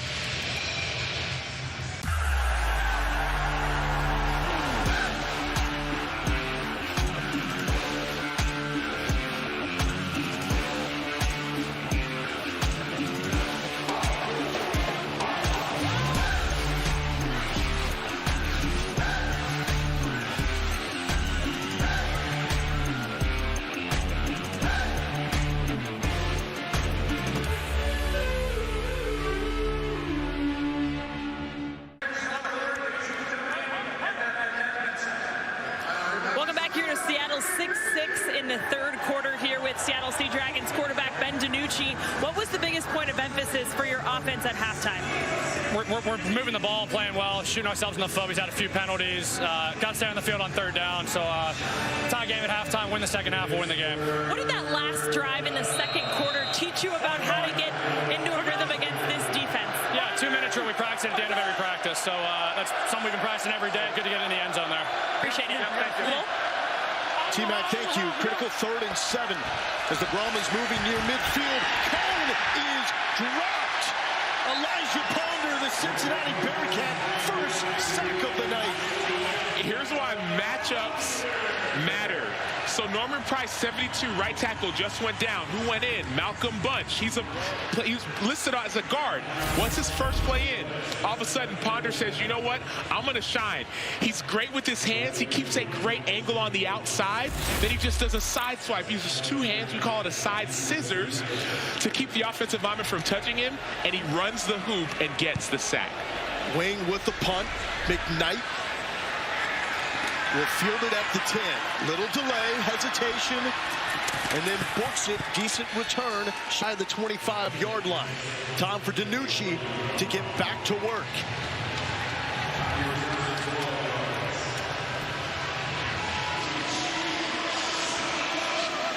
Blake Jackson, the leading receiver for the Sea Dragons. 4 catches, 55 yards. Green at 4 for 36. Pearson and Gordon have been quiet tonight. Gordon wearing number 0, bottom of your screen, former All-Pro. Pearson in 3 in the slot. And it's Ellison. Such a physical runner. Gain of 5 on first down. Fitz, what do you got? Yeah, Lowell, Price is still in the injury tent right now. It looked like a left knee. Fitz, thank you. And that has been a very big question mark for San Antonio this season, the shuffling of the O-line. They have 2 new linemen, and now another one went down. They have to get another new lineman. That's been the only issue that you heard from Hines Ward. Say, man, Jack Cole struggled. Well, it's really the offensive line that has struggled, that hasn't given him time to keep his feet calm. Ellison looked like he was very close to the sticks. He spotted shy at 3rd and 1. Here we go. 61 on 2, ready. Trips left. 61. Just read it now. Just read it. It may give us a big one here. Josh Wider's split. Josh 9. You got the 9. One step him and put it up on top. Set, go. Hut. Jones with the play call. Going underneath the Pearson. Not the big one they wanted, but it's good for the first down. Former Hilltopper and Ole Miss Rebel. So, of course, you heard June Jones talk about getting the big one, but you got to get these first downs first. You get that first down, now you're between the numbers and the hash over there. Set, go. Hut. San Antonio backs off at the last moment. DiNucci throwing on the run to Pearson, and Pearson with back-to-back first downs. Week 4 in the XFL continues tomorrow on ESPN2 with the Renegades squaring off against the Battlehawks at 4 Eastern, 1 Pacific. Then it's the Vipers and the Defenders as the Defenders try to stay undefeated. Both games available on ESPN+. St. Louis is going to be bonkers. More than 36,000 fans expected. Should be a spring football attendance record. They sold out the lower bowl a couple weeks ago, and they keep making more levels available, more tickets available, because St. Louis is football deprived. One of my friends a few weeks ago said, Sam, what are you doing in a St. Louis game? I can't wait to go and watch the Battlehawks play at home. Now, this is big. This is Morgan Ellison. He is down with an injury, holding his head. We saw Ellison take a awkward drop off a tackle a week ago. Wasn't 100% coming into this game. We'll check on him when we return. The XFL gets you closer to football than ever before. Both sides, aloha. XFL on 1, right? Where anything could happen. They converted on 4th and 15. The XFL continues with Week 4 tomorrow on ESPN2. This is good news to see the XFL's leading rusher, Morgan Ellison, out of Southeastern Louisiana, up and good. We heard it off the live mic what he said after this contact someone landed on his chest and he couldn't breathe for a moment. So basically had the wind knocked out of him. But Ellison is good, tough guy that's going to be fighting to get back in this game. Meanwhile, Darius Bradwell checks in at running back. Seattle signed him this week. Former Tulane star gets the carry, left side, and that's a first down. And Lowell, you saw that knee on the chest. That's someone who landed on Morgan Ellison was 6'2", 365-pound man named Javier Edwards. So that would hurt all of us. Ellison, the epitome of toughness, though.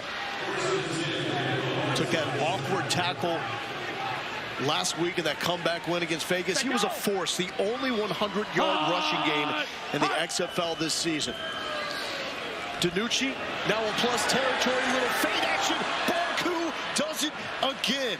His coach told him, you shut down these receivers and you're going back to the NFL. Message received. That was such a beautiful play. I mean, look how in phase Luke Barku is. Watch how he keeps his eye on the ball, playing the deep third, and he just makes sure that he doesn't get interfered with. He plays the ball, keeps in phase. That's exactly what he talked about yesterday. Former All-American at San Diego State. Played in 3 NFL games. His first and only career start. He got lit up by Jarvis Landry of the Browns. DiNucci feels the pressure, able to throw it away as he felt Drew Lewis breathing down his neck. Lewis, the former Colorado star that grew up here in the Seattle area, while his dad, Will, was in the Seattle front office. Divide. The Seahawks front office, that is. Divide. 881, let's go. Outside release here.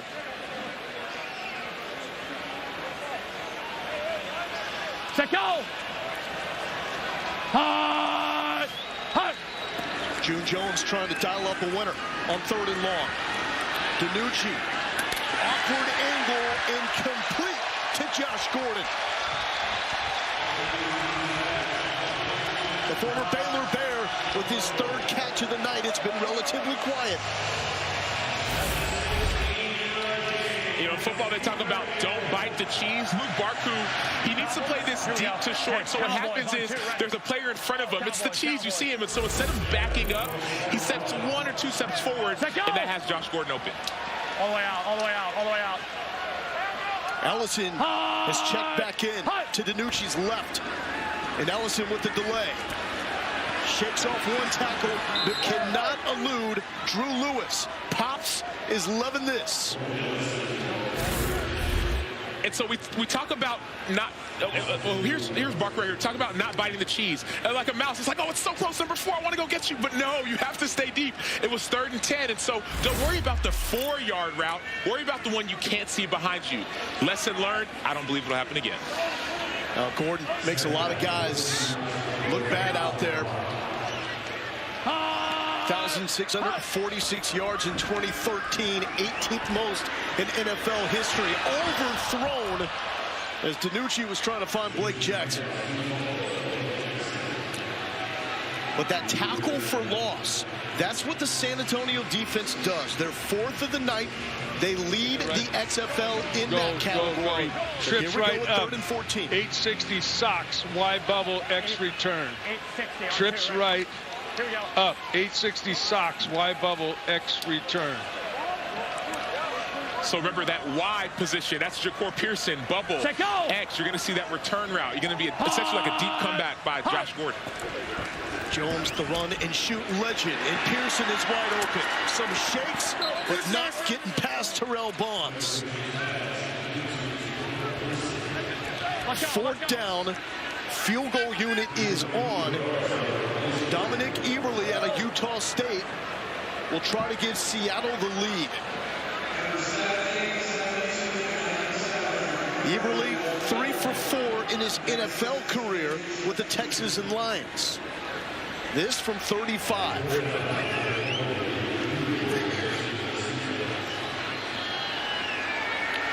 And a late man onto the field. Play clock is wound all the way down. And that's going to be a timeout for Seattle. Timeout Seattle, their first of the half. 30 seconds. Daniel Joseph was running on the field late. No, we're not okay. Jim Haslett, your thoughts? Player 54, episode 4 premieres Thursday at 5 Eastern, 2 Pacific on ESPN2.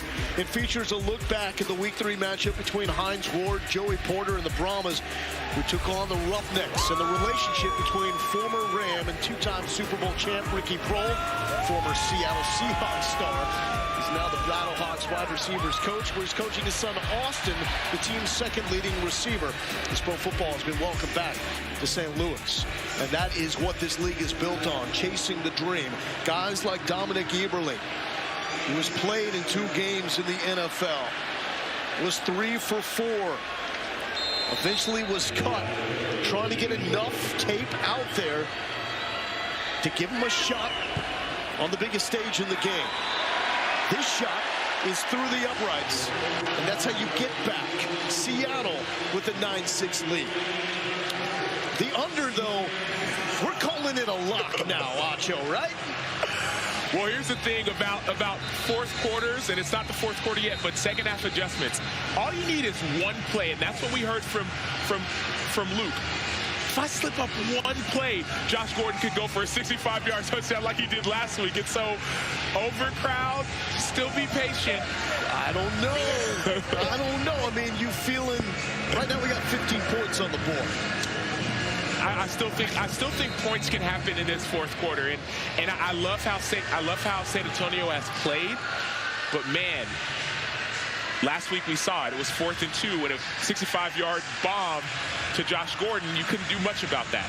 So you feeling 25 points scored here in the final 1:58 of the third quarter going into the fourth? I think it'll be right around that 25 to 27 total points scored in the game, Mark. In Seattle, the 5-point favorite, currently now with a 3-point lead. Kicking away, teams cannot leave until the ball is caught. Fred Brown with the catch. 20-yard line. He is smacked by Daniel Joseph. Here's Fitz. Luke, take us on to the field. You know how big this game is for you as an individual, along with your team. Your head coach, Hines Ward, said you shut down these receivers. This is a big step for you going back to the league. How is it out there? So far, so good. You know, he's got to do a better job of creating turnovers and stuff like that. We came into the game. We knew we had a good game plan. We're going to be in position. The thing was, he's got to make plays on the ball, you know. So far, we ain't got none, but hopefully in the next quarter and a half, we could make that happen and get some turnovers. Well, great storytelling. This is called character development.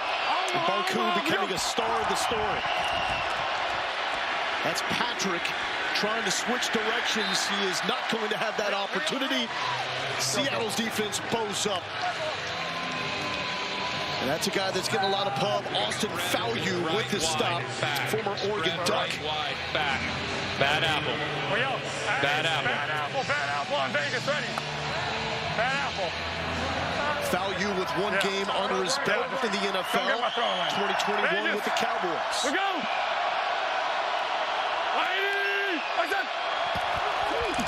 Cohen. Quick toss. And that's Jalen Tolliver. Short game, flag down. Added on. Personal foul, face mask, defense number 1. 15-yard penalty added to the end of the play, automatic first down. On number 1. Looks like we got a face mask on Bryce Thompson, so 15 yards. Belly out San Antonio offensively. Vegas. We go. Watch that. Jaquez Patrick, the lone tailback. Cone with the flag. Will throw it away before he runs out of bounds. You're going to want it. Holding. Offense, number 72. 10-yard penalty. We play first down. So, Sam, good news. Norman Price is back in the game. Bad news, that's a hole. Yeah, and we don't know if the injury has anything to do with it. Of course, you're back in the game. You're going to say it doesn't. But it's effort. You see, I believe that's Nico Lalos on the outside. That effort. You keep on working. And as a defender, you start wailing your arms around, you're going to get that call. Here we go. Vegas. Penalties absolutely killed San Antonio last week. And the close loss against Houston. They got 5 for 43 tonight. Cohen, little pop pass over the middle. Big contact made as Toivonen brings it in. And Toivonen is having himself a ball game. 15 yards on the pickup. The young man out of North Dakota. 67 Kodak. On Lloyd, ready. Third quarter coming to an end. Let's go. Lloyd. And we've got one offensive touchdown. We're good. At this point, if you took the over, may want to call it a night. So we'll tell you how it ends up in the morning. It's going to be a rough one.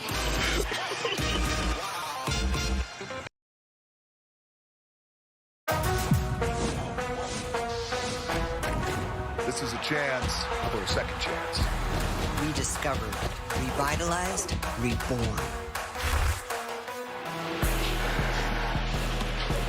15,000 strong here in Seattle, home of the Sea Dragons, and the second home game of the season for Jim Haslett's team.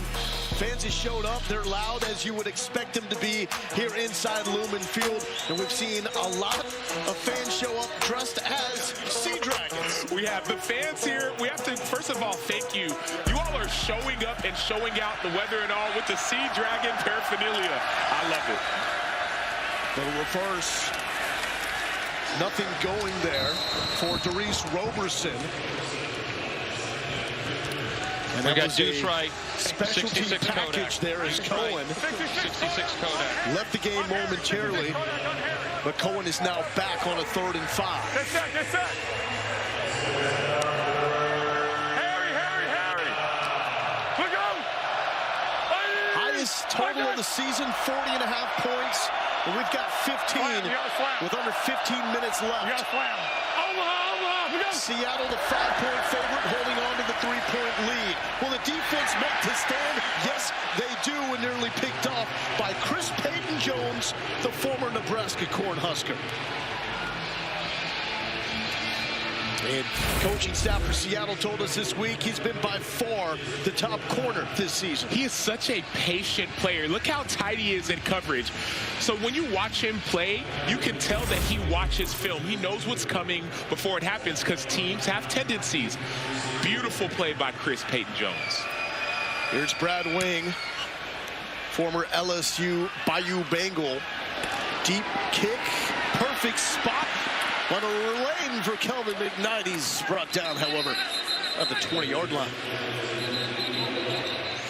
Week 4 in the XFL continues tomorrow on ESPN2. First matchup, Arlington and St. Louis. We were there when Arlington barely pulled one out against Orlando last week with a change of quarterback with Kyle Sloter. Vegas 0-3. They thought they had Seattle on the ropes before Ben DiNucci happened with Josh Gordon.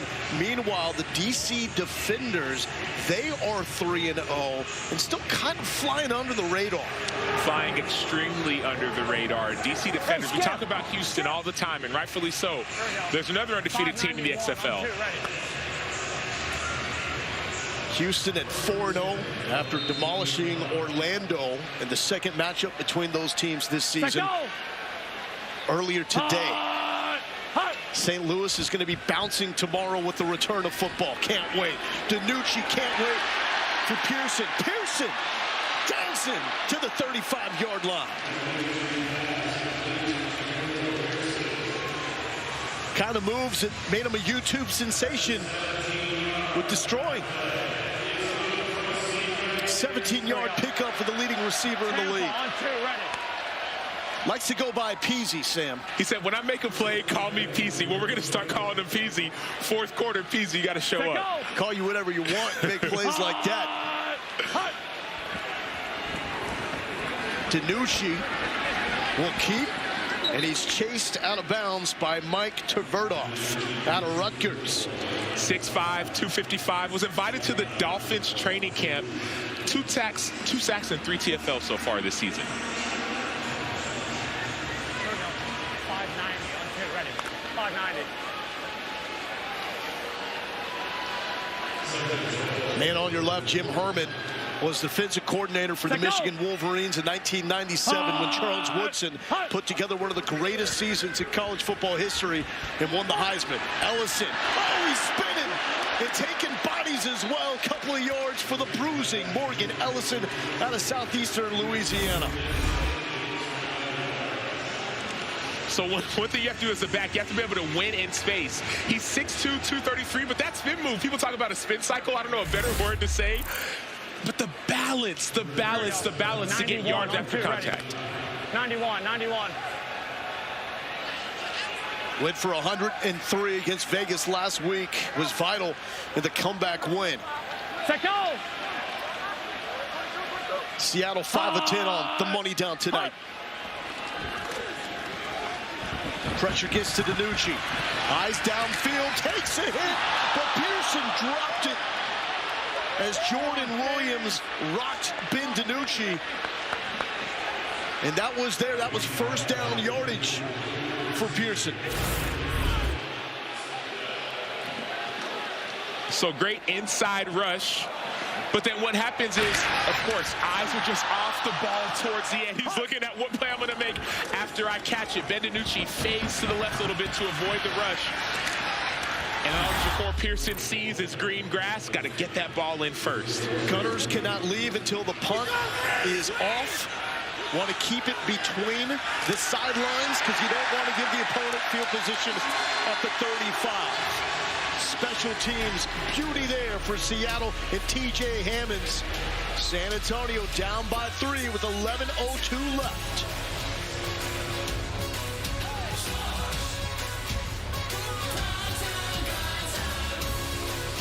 Bid Bulldog. 2 Tango, good stallion bid Bulldog. Offensive coordinator Jaime Elizondo woke up every morning this week thinking about lost opportunity. His offense had the ball first and goal from the 1-yard line. Game on the line against Houston last week and could not punch it in. Now with 11:02 left, his team down by 3, 80 yards away from taking the lead. Balaj upended behind the line of scrimmage. Chris Payton Jones. Deuce right, 66 Kodak. Deuce right, 66 Kodak. Hey, 66 Kodak on Lloyd. 66 Kodak on Lloyd. Let's go. Get up. What's going on with the San Antonio ground game? It's been their bread and butter. Hey, snap it. That hasn't been there. We go. Quick snap, smart play. Flag down. Quick strike to Tolliver. We'll see it. The flag thrown back around the 50. 70 men on defense. 5-yard penalty, replay, second down. It's a good way to fire up a defensive coordinator. Well, it's such a smart play by Jack Cohn. He saw the defense was subbing. Let's lay it out there. Ferrari, 2 track. Let's go. Balaj with only 5 carries for 5 yards. Leads the XFL in carries. Cohen, quick toss, back to Tolliver. Tolliver will set up a 3rd and short. Nickel. Here's Ron Zook. Sub. I want sub out there. Give me over 4 man. Over 4 man. Over 4 man.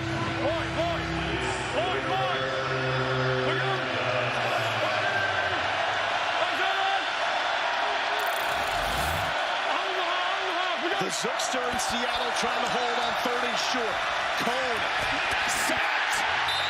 He's down. Sharif Miller, the Nittany Lion, bringing him down.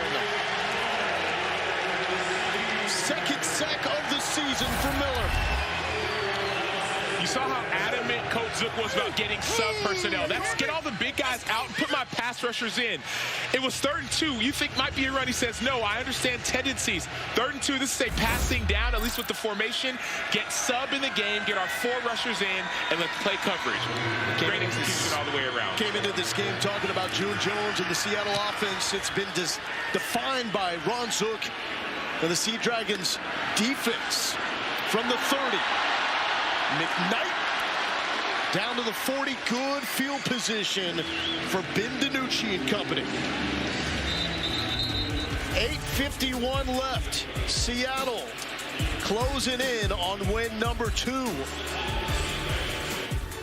The new XFL has arrived. And it is here to stay. 1, 2, 3. We're making it about her and him and them and you. It's a chance for everyone to be a part of something bigger.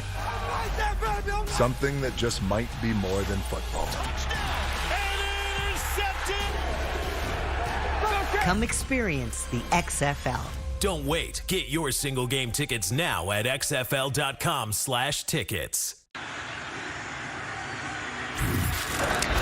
Seattle needs 9-6 here in the 4th quarter. Sharif Miller with the big sack on Jack Cohn there. Take me on the field. What did you see? Yeah, man, I was just trying to get home, man. I had some rushes I ain't like all game. I was trying to get home for my team.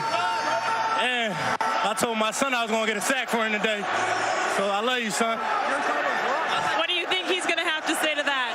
Oh, he's going to be real excited. He don't even know he only 3, though, but it's for him all the time, always. The reason why I play. One day you'll be able to show him. Thanks so much, Wolf. T-Mac, thank you so much. Sam, where Dad's up here. It's a goosebump moment, man. It is. There's nothing better. And I think about Sharif Miller, and obviously they're in Arlington. All these teams, they actually stay in Arlington. But something happens when you start having kids and a family. You play for something bigger. DiNucci fires to his left side, looking for Josh Gordon. Once again, Luke Barku. If you're going to pick a defensive MVP, it's probably the guy with number 1 on his chest. Look at his eyes. Look at Luke Barku's eyes. First of all, they're on Josh Gordon. His eyes on your luggage, eyes on your work. And then his eyes go straight to the ball. His former receiver status, he used to play receiver in college, it's coming back to him now. Hines Ward told him before the start of this game, if you shut down Josh Gordon, you will be back in the NFL. 3 games in his career in the NFL for the Jaguars. There's Pearson trying to make 2 Brahma defenders miss. Brought down by Bonds and Jeffers. Ty, why do they run backwards? Punt be ready. Haslett doesn't want Ja'Cory Pearson going backwards. Wants him running upfield. Well, he's a defender. He was the rookie of the year. He's like, hey, guys, just run forward. It was harder for me when guys did that. Haslett, rookie of the year, linebacker with the Bills before his career was derailed with injuries. There is Gordon. First down in a thump by Jordan Williams. San Antonio has played fantastic defensively all night. They need another stand. And I get it, it's a missed tackle, but what Jim Herman wants to see on film is his guys hunting, running to the ball. And so that erases missed tackles when everyone's lasers to the football. In 4th quarter is Josh Gordon time. This is where he came to life with that game winner last week. Ellison running like you want a back 2. Full head of steam, no regard for the bodies in front of him. You can talk run and shoot all you want, passing offense all you want. What this offense does is once they see all these defenders start backing out and start spreading out, they attack the run, and that's what makes them so effective. I'm wondering when Ellison starts to get some NFL love.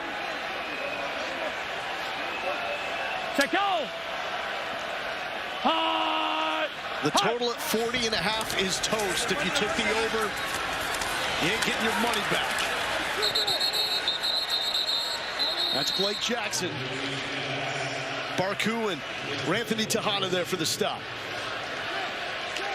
Now this is a critical drive. Right up. If you took Seattle Kansas, with the over. Cube on the backside. Cube on the backside. Seattle a 5-point Josh, favorite. One skunk. Auto one skunk. So if you took Seattle over, you need a score here to cover.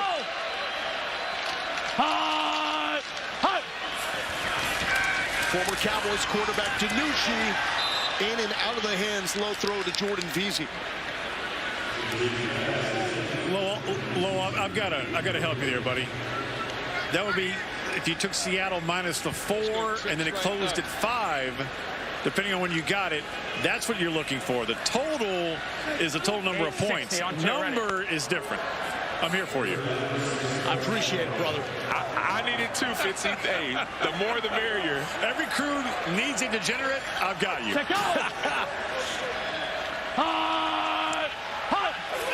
Third and 6. Complete to Veazey. First down, Seattle.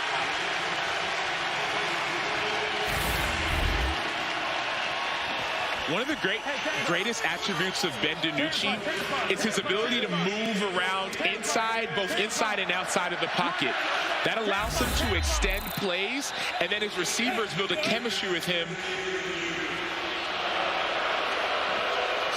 where that's what I see the ball on the ground, but I don't see movement. Chris, we're just looking to see if it was a catch.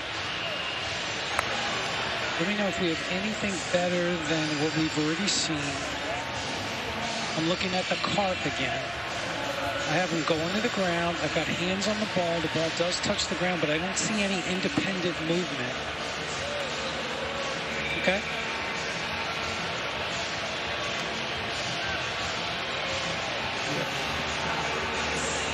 Yeah, again, I'm not... Yep. Chris, we're going to let it stand, okay? Not enough to change. Ruling on the field stands. We'll go ahead and whine when we come Correct. back. After review, the ruling on the field stands is called. It's first down. So it will stay as a catch to the California Golden Bear, Jordan Veazey. And that was not a challenge. We heard from Dean Blandino, the VP of officiating earlier. In the last 5 minutes of the game, fourth quarter, 5 minutes or fewer, if there's a game-altering play, it can be reviewed. Now, San Antonio cannot challenge, but what we have seen, these are the type of challenges that are frowned upon because Dean Blandino's already looking at the play. They've been more successful with penalties that have been called or mixed. Ellison backwards. Brahmas defense led by Jordan Williams with this stop.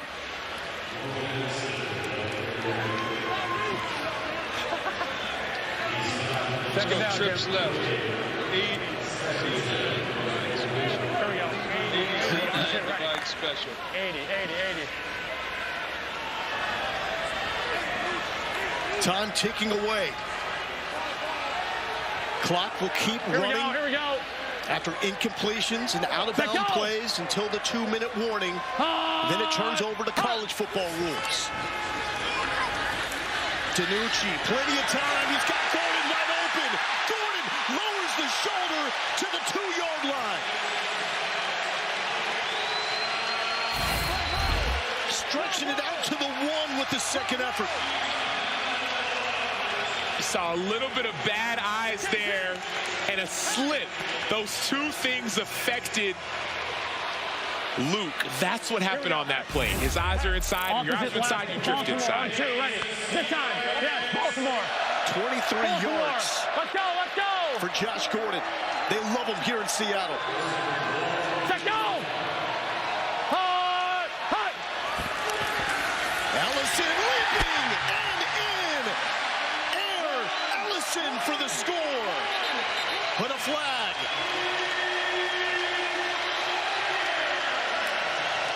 Play, I got mixed up on 56, but he was eligible. He was in the backfield, but we had a man on the line. No foul on the play. There is no foul on the play. The result of the play is a touchdown. They called juice going up and over. How can you not love Morgan Ellison? From the injury last week to coming back from that, injured this week, came back again. I'm a beast, I'm a dog, crawl on him. Now here's something new. Left hash. They're going For what? Wow, first time that we've seen Seattle go for anything other than a three-point conversion. Now, if you took Seattle -5, you just covered. You're feeling good. I don't know how good I'm feeling about this conversion. You practice from the 10-yard line all the time. Now it's from the 2. Curious why they switch it up here. Allison taken down by Barku with the open field stop.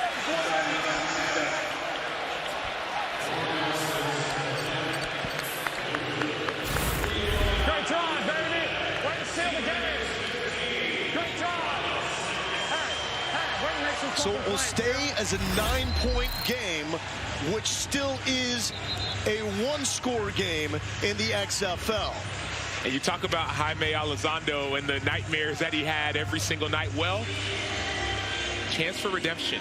You're down by 9 again in the 4th quarter. Again, last time there were 6 minutes left when they went on that drive. They couldn't get it in. This time you have 3 minutes left. The clock is on your side. It's a 1-score game in the XFL. 6 points is a touchdown, 3-point conversion. They didn't do it last week. Well, now's your opportunity to prove that you got better in the last few days. What San Antonio has to get a sustained drive with their offense. They've been moving in chunks, but they have not been able to drive the length of the field. And one thing you may look for on this drive is a deep shot, not just for deep shot purposes, but last week, 2 of the biggest plays they had came on pass interference plays. Jaime Elizondo talked about that in our meeting. He said sometimes that's a way to create offense, and so put the defense in a compromised position to get easy offense for your team. Good kick, a seam, and down to the 40 is Fred Brown. T-Mac. Thanks so much, Coach. Why the decision to go for 1 there? Just because we were up by 9, then if we scored, we would have put it away. You know, they could have scored 2. Appreciate it. Guys? But Sam, to your point, it's going away from what you do. And you talk about things that you practice. They practice the 3-pointer all the time.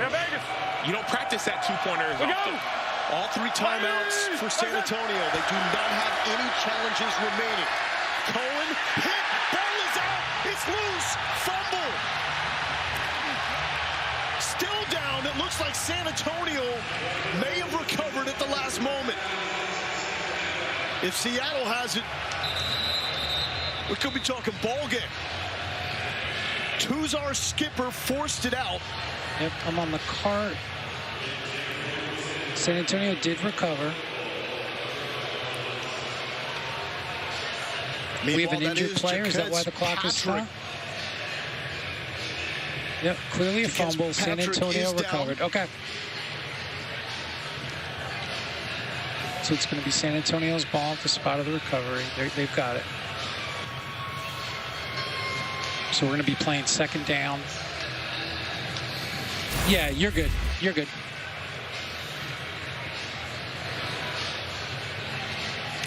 I love this pass rush move by Tuzar Skipper. People might say it's a coverage sack, but I see relentless effort from the defender. And then once you get to the quarterback, don't just get a sack. Go get that ball. That counts as a sack as well, a sack fumble. Of course, you wish you would have recovered it because then it'd be your ball, but now it's your time to go get another one. When you watch tape on him, stuff I wrote down, he's solid, smart player, and lastly, he's good. That recovery saves the game for the Brahmas, however. 2nd and 15. Cohen with a quick strike to the 40 and Fred Brown. Back to the original line of scrimmage. Setting up a 3rd and 10. Clock will start on the reset. No. It will stop at the 2-minute warning. Let's go, we gotta go. Vegas. Yes, no. Vegas. Vegas, we're going. 3rd and 11. This has to be 4-down territory for the Brahmas. Cole, former Notre Dame quarterback, it's going to be short of the sticks to Jalen Tolliver, setting up the play of the game after the 2-minute warning. You have the bruising running backs, Patrick and Balaj. Will they get the touch with the game on the line? The XFL gets you closer to football than ever before. Both guys, aloha. XFL on 1, right? Anything could happen. They converted on 4th and 15. The XFL continues with Week 4 tomorrow on ESPN2. Yeah, I'm looking at my all-22 now. I do see some contact, but I just don't see the separation has here. challenged a pass interference call. Again, looking for separation. I don't see any separation. I see some contact between both players. I don't see separation, and we do have a catch short of the line to gain. Chris, we're gonna let the ruling on the field stand of no offensive pass interference. So Seattle's charged a timeout, and they lose their challenge. And your spot is good. Are they charged the timeout at the 2-minute warning like this? Correct. They are just charged the timeout. And they cannot challenge. Thank you. Correct. After review, there is no offensive pass interference on the play. Seattle has used their opportunity to challenge, as well as they're being charged a timeout. So the challenge was unsuccessful. You can't take it with you. That's why Haslett decides to challenge the play. Here we go, 4th and 1. Even with the bruising running backs, Patrick and Balaj, this is where San Antonio has struggled offensively. They struggled last week. You had 1st and goal from the 1 4 different times. Of course, tackle for loss. Now it's 2nd and 2, and they couldn't get it. 4 straight runs, didn't get it. Deuce right. Deuce right. And these are the moments where Hines Ward says he's taking more control of play calling. 4th and 1. Let's do it. Dallas. We go. San Antonio will throw. Cohen, incomplete.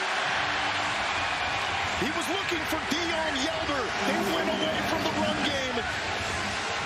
And Seattle holds. Sam, what do you think?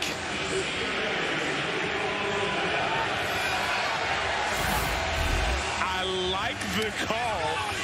Yelder played in the Super Bowl, 1-1 with the Chiefs. He's a great player. They couldn't get it running it last time around. I like the call. There was some contact. That says a lot, though, about the state of the offensive line in the running game. If you've got those running backs that you drafted early and you don't use them in that situation. Well, Hines Ward said you have to know your personnel. And last week, he realized that they couldn't get the ball in from the 1-yard line running the ball. So now you have to know your personnel and pass the ball. It's closing time now for Morgan Ellison. San Antonio uses one of their remaining 3 timeouts, so they got 2 left here with 1:51 on the clock. Next game's up tomorrow, Arlington, St. Louis on ESPN2, expecting more than 36,000 inside the Dome, and Vegas 0-3 against DC 3-0. Intriguing matchup, Sam. That Arlington, St. Louis is going to be interesting, specifically because both those teams try to find out who is for real. 2-1, some close games. 61 on 2, ready. An undefeated DC. And Vegas just fired their offensive coordinator, so there's a lot of moving parts going on in the XFL. Seattle's going to win this game with defense. Well, they were a team that came into this season as a co-favorites in the XFL. As it picked off, San Antonio with the chance. Seattle, what are you doing? Come on! Barku with the pick. Hold that thought.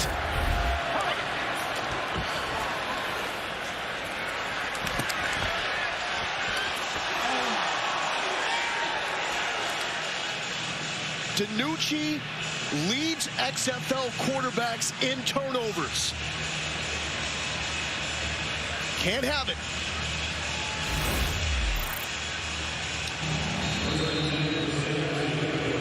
So new life with the ball at the 20 and 144. Give that man the Brahma chain. Luke Barku has been nails. Low snap to Cole. Cole is sacked. Tuzar Skipper again in the backfield. Tuzar Skipper. Part A, 66. it's just his hands, and he understands the moment.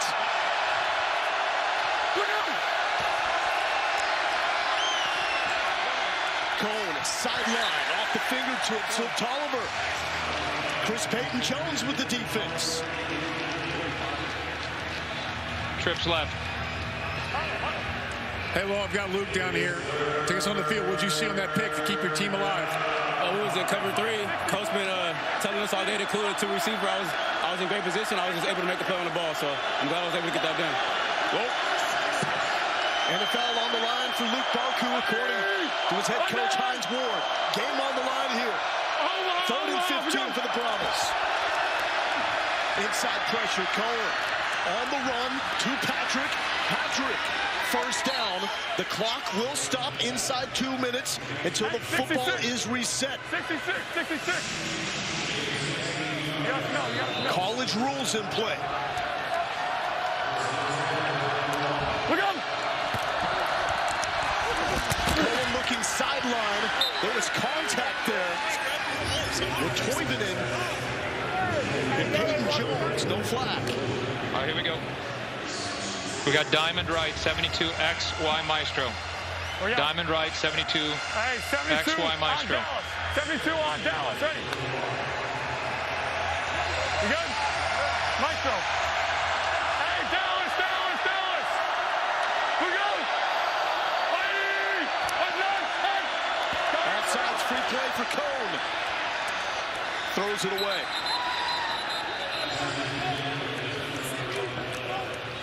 Miller a little too quick into the backfield. Offside in the neutral zone at the snap. Defense number 48. 5-yard penalty. Replay 2nd down.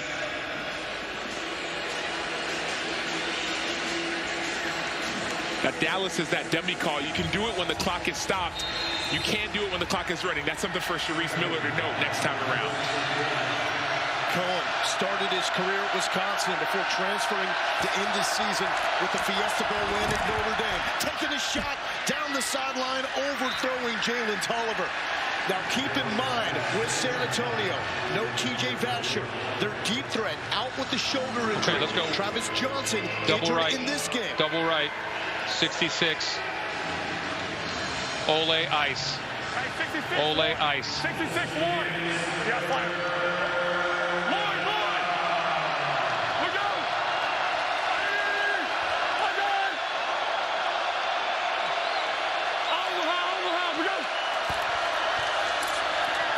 Cohen feeling the pressure inside, just gets rid of it.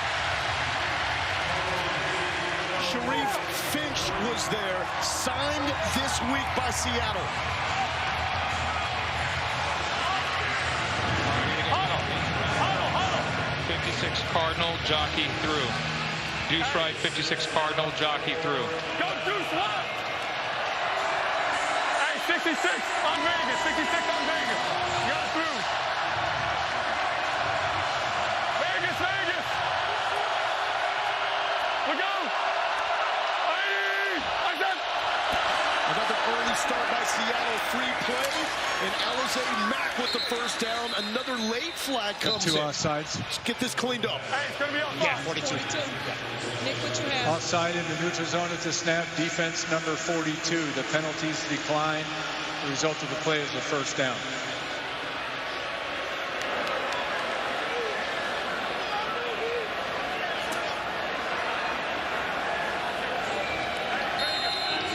First down for San Antonio. Vegas, we'll go. This is a one-score game. Touchdown and 3-point conversion will tie it. Cone backside pressure just eludes the sack. You can feel how close these edge rushers and interior rushers are. But the issue is you start to get tired. Great rush by Nico Lelos on the inside, just pushing the pocket back and then escaping. That was beautiful. But it's reduced rosters. You're getting close. You have to find that second gear inside of you at a critical moment. 4th quarter, 36 seconds left. This is exactly why you play the game. In the NFL, you got no shot. Down by 9 with 36 seconds left. XFL, we do things different. Over the middle to plus territory is Fred Brown. Still life for the Brahmas. Seconds left. Antonio, the second and a half. 30 seconds. How do you feel ruling on the field is the runner is short of the line to San gain. Antonio, knowing 28 seconds left. That's the right call on 3rd and 1. If it's first down and the sticks move, it's questionable. Hey, on Dallas. Hey, left. 65, on Dallas.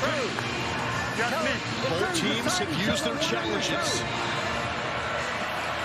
So you have to remember, on Dallas, it's a dummy call. The clock is stopped, so defense has to know. Forget, you can't hear what the offense is saying. Watch the ball, period. The clock is stopped. They can do a hard count. Seattle has jumped early twice on this drive. Cole, right before he's hit, incomplete. It's going to set up 4th and ball game. Hit by Chris Smith, who was signed this week. Former 5th-round pick by the Jags, played 8 years in the NFL. 21.5 sacks in his time at Arkansas. Signed 2 days ago. Welcome to the XFL.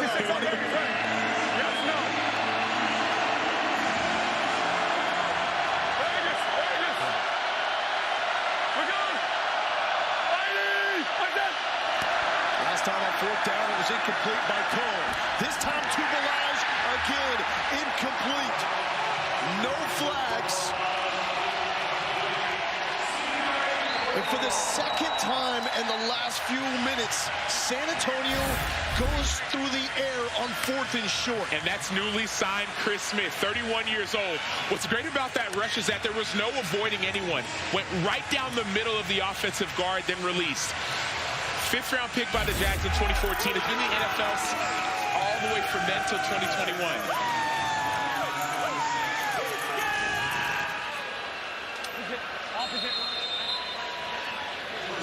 Disappointment on the face of Cone. He battled, but the new look offense for San Antonio still not coming up for answers with those short yardage situations. Victory formation for Ben DiNucci, and Seattle is right in the middle of this race in the XFL North. They moved to 2-2. Preseason favorites. After the 1-2 start, they dropped down. They had the 5th best odds to win the XFL. You could pick them up at plus 750 coming into this game.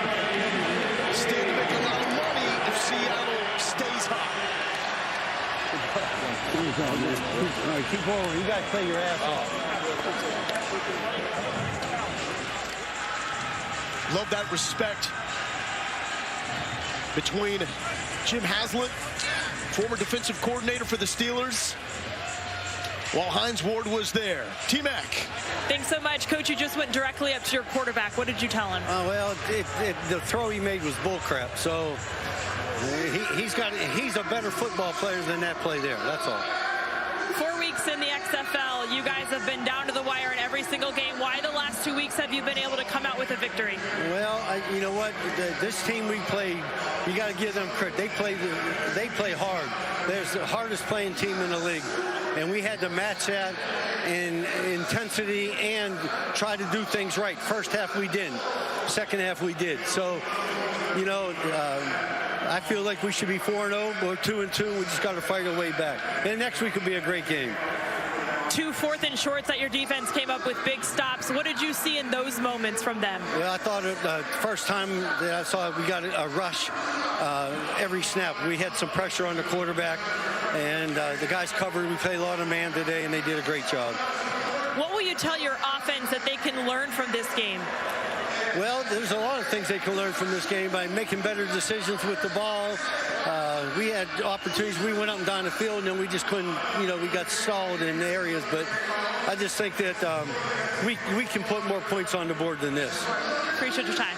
Coach Fitzy? Thank you, T-Mac. DiNucci. All right, that last pick. Take me on the field. Looked like you had Pearson in the short flat. You went deep. What'd you see? Yeah, we called 4 verts. Was expecting the run. I tried to keep the defense in it a little bit. Completely kidding. That's a mental error on my part. I got to throw it out of bounds. Just give the receiver a chance. Learn to live another play. It's bad play by me. As far as your overall team right now you're 2-2. You stacked a couple of wins. What have you figured out about this particular group? A lot of guys can play ball.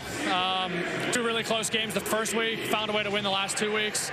We're hitting our stride at the right time every week. Just got to keep progressing, put one foot in front of the other, stay on the field on third downs, and convert and score some points when we get in the red zone. Can't settle for field goals. Every one of these games is, as you can see, has been pretty close for the last few weeks. So there's a few plays every game that make the game, and we've been able to make them the past few games. Personally, how much have you evolved, especially now getting more of a foothold with this June Jones offense? Yeah, I mean, shoot, man, it's been 3.5 years since I've started a game and been able to be the guy. So I understood it was going to take me a little bit to kind of get into a rhythm. I feel really good now about where we're at, just in terms of an offense in general. I'm one of 11. These guys are heck of players. Makes my job really easy. All I got to do is get the ball out, watch Josh Gordon, Jakor, some of these guys go make plays. So we're trying to get better every single week. Got a short week again. Be back up here Thursday night and be ready to roll. You're going back and then coming back. How do you handle that short trip? A lot of sleep, try to get your legs back. Luckily, my O-line did a good job tonight. Didn't get touched much, so shouldn't need much in the terms of treatment. But we got to recover, get back to Dallas, and have a few walkthroughs. Not going to be able to practice, and get ready to have a good one Thursday night against the Roughnecks. Thank you so much. Appreciate it, guys. Yep. T-Mac. Thank you. Here with linebacker Tuzar Skipper with the big strip sack at the end of the game. Yep. Take me through that play. You know, it was just one of those moments where you got to have it. I believe it was second or third down. And, you know, as a D lineman, that's money down. You know, that's what we want, third and long. And, you know, just to get after a quarterback in one of those situations where I was feeling it and, you know, and got the play that we wanted. What are you most proud of that your defense did all night long? I'm proud that our defense stayed together. We bend, but we did not break. There was a couple explosive plays, but other than that, like I said, our defense, we bend, but we didn't break. And, you know, I'm very proud of defense for holding it together, and we got walked away with the W. What have been the keys to getting those fourth and short stops twice in a row? The keys is just, you know, bow up and, you know, and make a play. You know, that's what coach want us to do. Individually, you just got to bow up, and as a collective whole, you just got to bow up and, you know, hope we make a play together. How have you guys focused on situational type football, especially at the end of the game, because you've played in so many close games? You know what? Believe it or not, we have our defensive coordinator came from Green Bay. He was there with, you know, Clay Matthews, Aaron Rodgers, and he keeps saying every day, 2-minute drill is very important. So we work that every day at practice, believe it or not, 2-minute drill. So why do you think you guys have come out victorious the last 2 weeks? I believe because we take those 2-minute drills very serious, attention to details, and, you know, speaking of gotta have it moments, those 2-minute drills that gotta have it moments. Every win matters. What does it mean to you to get a win? It means a lot. You know, we start off 0-1, then we went 0-2. You know, we heard a lot around the league that we got the best defense, the best offense, number one defense, but we went 0-2. You know, so that to us was a little unsettling, so we just came out 2 weeks in a row, and, you know, we just got to win here on out. Well, this is an opportunity league, and you said you want to do this in the NFL. What do moments like this give you for your future? Man, it just gives you all the confidence in the world, to be honest with you, because you go out here on a Saturday. It's not college. We know it's not college, but you go out here on a Saturday and you dominate. That just gives you all, you know, the boost and, you know, whatever you need to know that you're going to do this on a Sunday, to believe it or not. Appreciate your time. Thank you so much. Flo, we'll send it back up to you. Man, this is an awesome sight to see. I mean, you just look at the sideline right now. I'm looking at the south end zone, and Morgan Ellison is putting on a show. He's taking selfies right now with the Seattle fans because you got to understand the dynamics of this league. The hub is in Arlington, so that's where all the practices happen. That's where the teams live. That's where they stay. Then they load up on a charter together, and they head to their home cities, and they spend a couple of days there and get the opportunity to come out and put on a show for the fans. Ellison is hamming it up. He's signing autographs, taking selfies. He's one of those guys that these young fans, they're going to look back on this in 5 years and they're going to go, remember when Morgan Ellison played for the Seattle Sea Dragons? Now he's playing for the Seahawks in the NFL. A team like that, these are the future stars trying to get back. And some of the fans are surprised. We did a game a few weeks ago. They said, wait, the players don't live here? No, they don't. They stay in Arlington at the hub where you have top-level nutrition, top-level training, top-level coaching. Everything is top of the line, and it's all standardized. That's part of the benefit of being in the XFL. So when players do get a chance to come and interact with the fans and meet the fans, they take advantage of every opportunity. Yes, they have another game here on Thursday, but they're flying back tonight on the same plane with the San Antonio Brahmas. Seattle has to be feeling pretty good about where they stand overall at 2-2. The North is tough with St. Louis and D.C. still undefeated. But if you're Seattle, you look at the way these games have gone. You had the ball with a chance to take the lead in the final moments of the game in the opener on the road at D.C., but you have a fumble on a speed option. St. Louis, that was another situation where you had them on the ropes, but the Battlehawks end up mounting a late drive to get the game-winning field goal. But now you've turned a corner with that miraculous throw from DiNucci to Gordon last week, and the defense really flexing. This could be a popular pick in Vegas for the second half of the season. It could be, but the one frustrating part, if you're Coach Hazlitt, or if you're a Sea Dragons fan, you're saying, man, those turnovers are really, really dangerous. They put us in a precarious position. And so, great offense. Defense has played great. They've bowed up. But you get concerned still about those turnovers. We talk so much about the June Jones passing offense. Meanwhile, Morgan Ellison is a dude at running back, and he's standing by with Fitz. Hey, Morgan, you guys are starting to come together. How's it feel right now, especially starting 0-2, now 2-2? It feels great. It just, feels amazing coming together. I think we got a taste of the first win last week, and now it's time to build on that. And, I think this offense and defense coming together is going to be something hard to stop. Watching you right now with these fans, it looks like you could play another 60. What's this feel like for you? When you're just at home not playing for, a year or two, you appreciate every moment coming out here. So I'm so blessed and so grateful for this opportunity. And just seeing all these people right here, bro, look, it's amazing. Y'all wouldn't, it's the best job in the world. Wouldn't rather be doing anything else right now. So it's Pisces season. It's my birthday tonight, so it's time to turn up. You know what it is. Let's go. Let's go. Hey, before turning you loose, birthday boy, you're looking to go from 54 to 50, the 53rd guy, as Dwayne Johnson and Danny Garcia have talked about. So when you have this opportunity to not just be with the fans, but go out there and show what you can still do, what's that mean? I think, the NFL is great, but I was on my butt, and the XFL looked out for me right now. So I'm worried about the XFL. I want to be the best in the XFL, and if this is something I had to do for 2-3 years, whatever it is, I love this. Bro, this is dope. They help off the field with stuff, so... What's it mean that you're not clocking into a 9-to-5 job and you're still going out there with the boys? Lost of words. Nothing. I love it. It's dope, babe. Best thing ever. So let's go celebrate with the team. Thank you guys so much, bro. Go get them. Guys. So Ellison turns 26 apparently today. So for a running back, there's still a lot of life left in those legs, a lot of tread on the tires. And Ellison, he's quietly becoming the backbone of the Seattle offense, which is counterintuitive because when we talk about June Jones, it's the run and shoot. It's prolific passing offenses, but that's been maybe the most consistent playmaker on this team. And part of the reason that's so is that prolific offense you talk about with the run and shoot, they spread people out. And so when you're all spread out, if you have a running back that can hit the hole downhill like Morgan Ellison, it allows you to be that much more effective. And so you think it's passing, and sure, there is a passing element, but oftentimes you say you pass to set up the run in this offense. And so that's what I love about Morgan Ellison. But secondly, even more so, is his attitude. He's not looking towards the next thing. He's focused on what's in front of him. He said, I want to be the best in the XFL. The XFL and their ownership group is taking care of me. That's Dwayne Johnson. That's Danny Garcia. That's Jerry Cardinal. They've all taken care of me. Let me take care of them myself. Does this bring back memories, seeing locker room shots following a win? It's more so just the fans and the interaction and the pictures and the autographs. And, man, it's my birthday. We just had a huge win. And in this situation, you get a $1,000 bonus because we did win. And so those things are beneficial. That's a birthday bonus, we like to call it.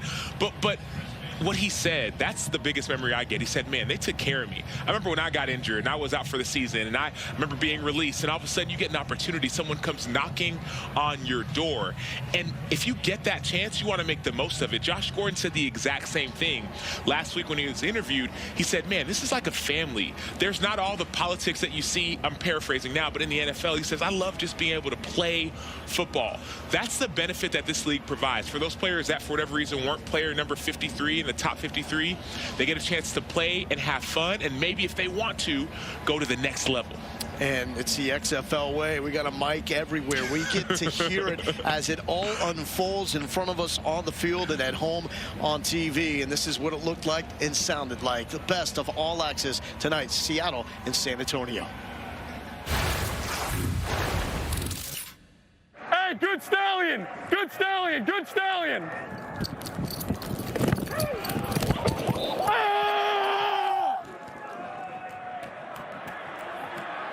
What'd she do? She fell on my chest. I couldn't breathe. I lost the win. That was it. I lost the win. I'm bad. I'm good. He's behind the guard.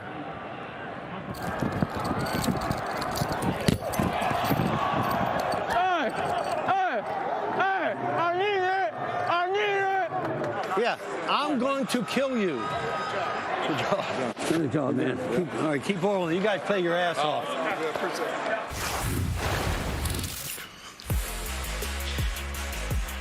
Let's clarify. Jim Haslett's not actually going to kill Ben DiNucci. What he's referring to is the frustration over the interception when it looked like all Seattle had to do was ice the game. They are able to recover and stop the Brahmas offense when they got the football back in the final minute of the game.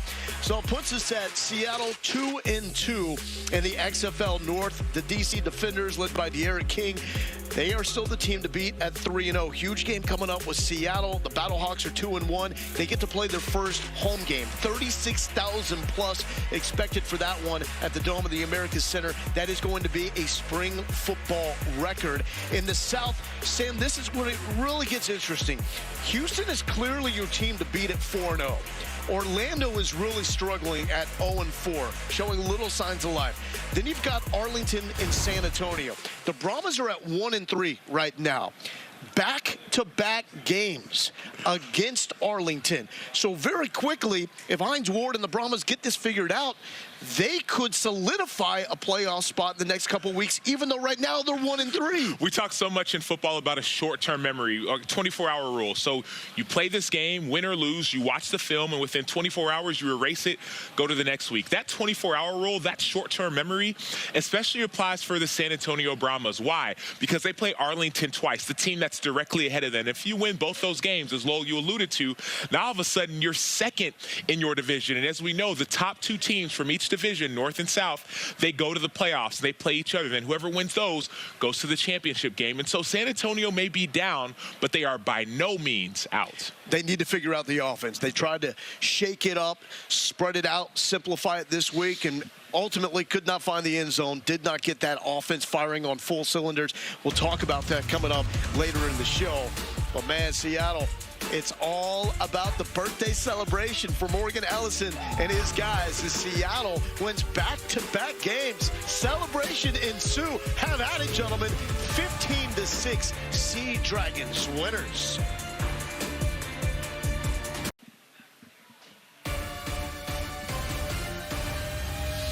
Coming up tomorrow, we wrap up XFL Week 4 with two great ones. Arlington going to St. Louis, expecting 36,000 plus. They keep selling tickets, opening up other sections because St. Louis, they are football hungry. And then the nightcap on ESPN2 at 7 Eastern. It's Vegas taking on DC. So DC trying to keep pace with Houston as the two undefeated teams in the XFL.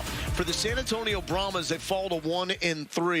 We talked to Jaime Elizondo, the offensive coordinator, coming into this game with Hines Ward as well. And the big point of emphasis was trying to open up the offense to give the running backs more room to run. But twice with the game on the line, 4th and 1, San Antonio goes away from the running game, and they end up falling short with incomplete passes. I love the game plan. It was a different game plan than we expected, or at least that Seattle expected. It was effective. The issue with this team right now is big-time moments. Big-time players make big-time plays in big-time games. This team right now hasn't been able to make the plays in big-time moments. Last week, you got to score from the 1-yard line.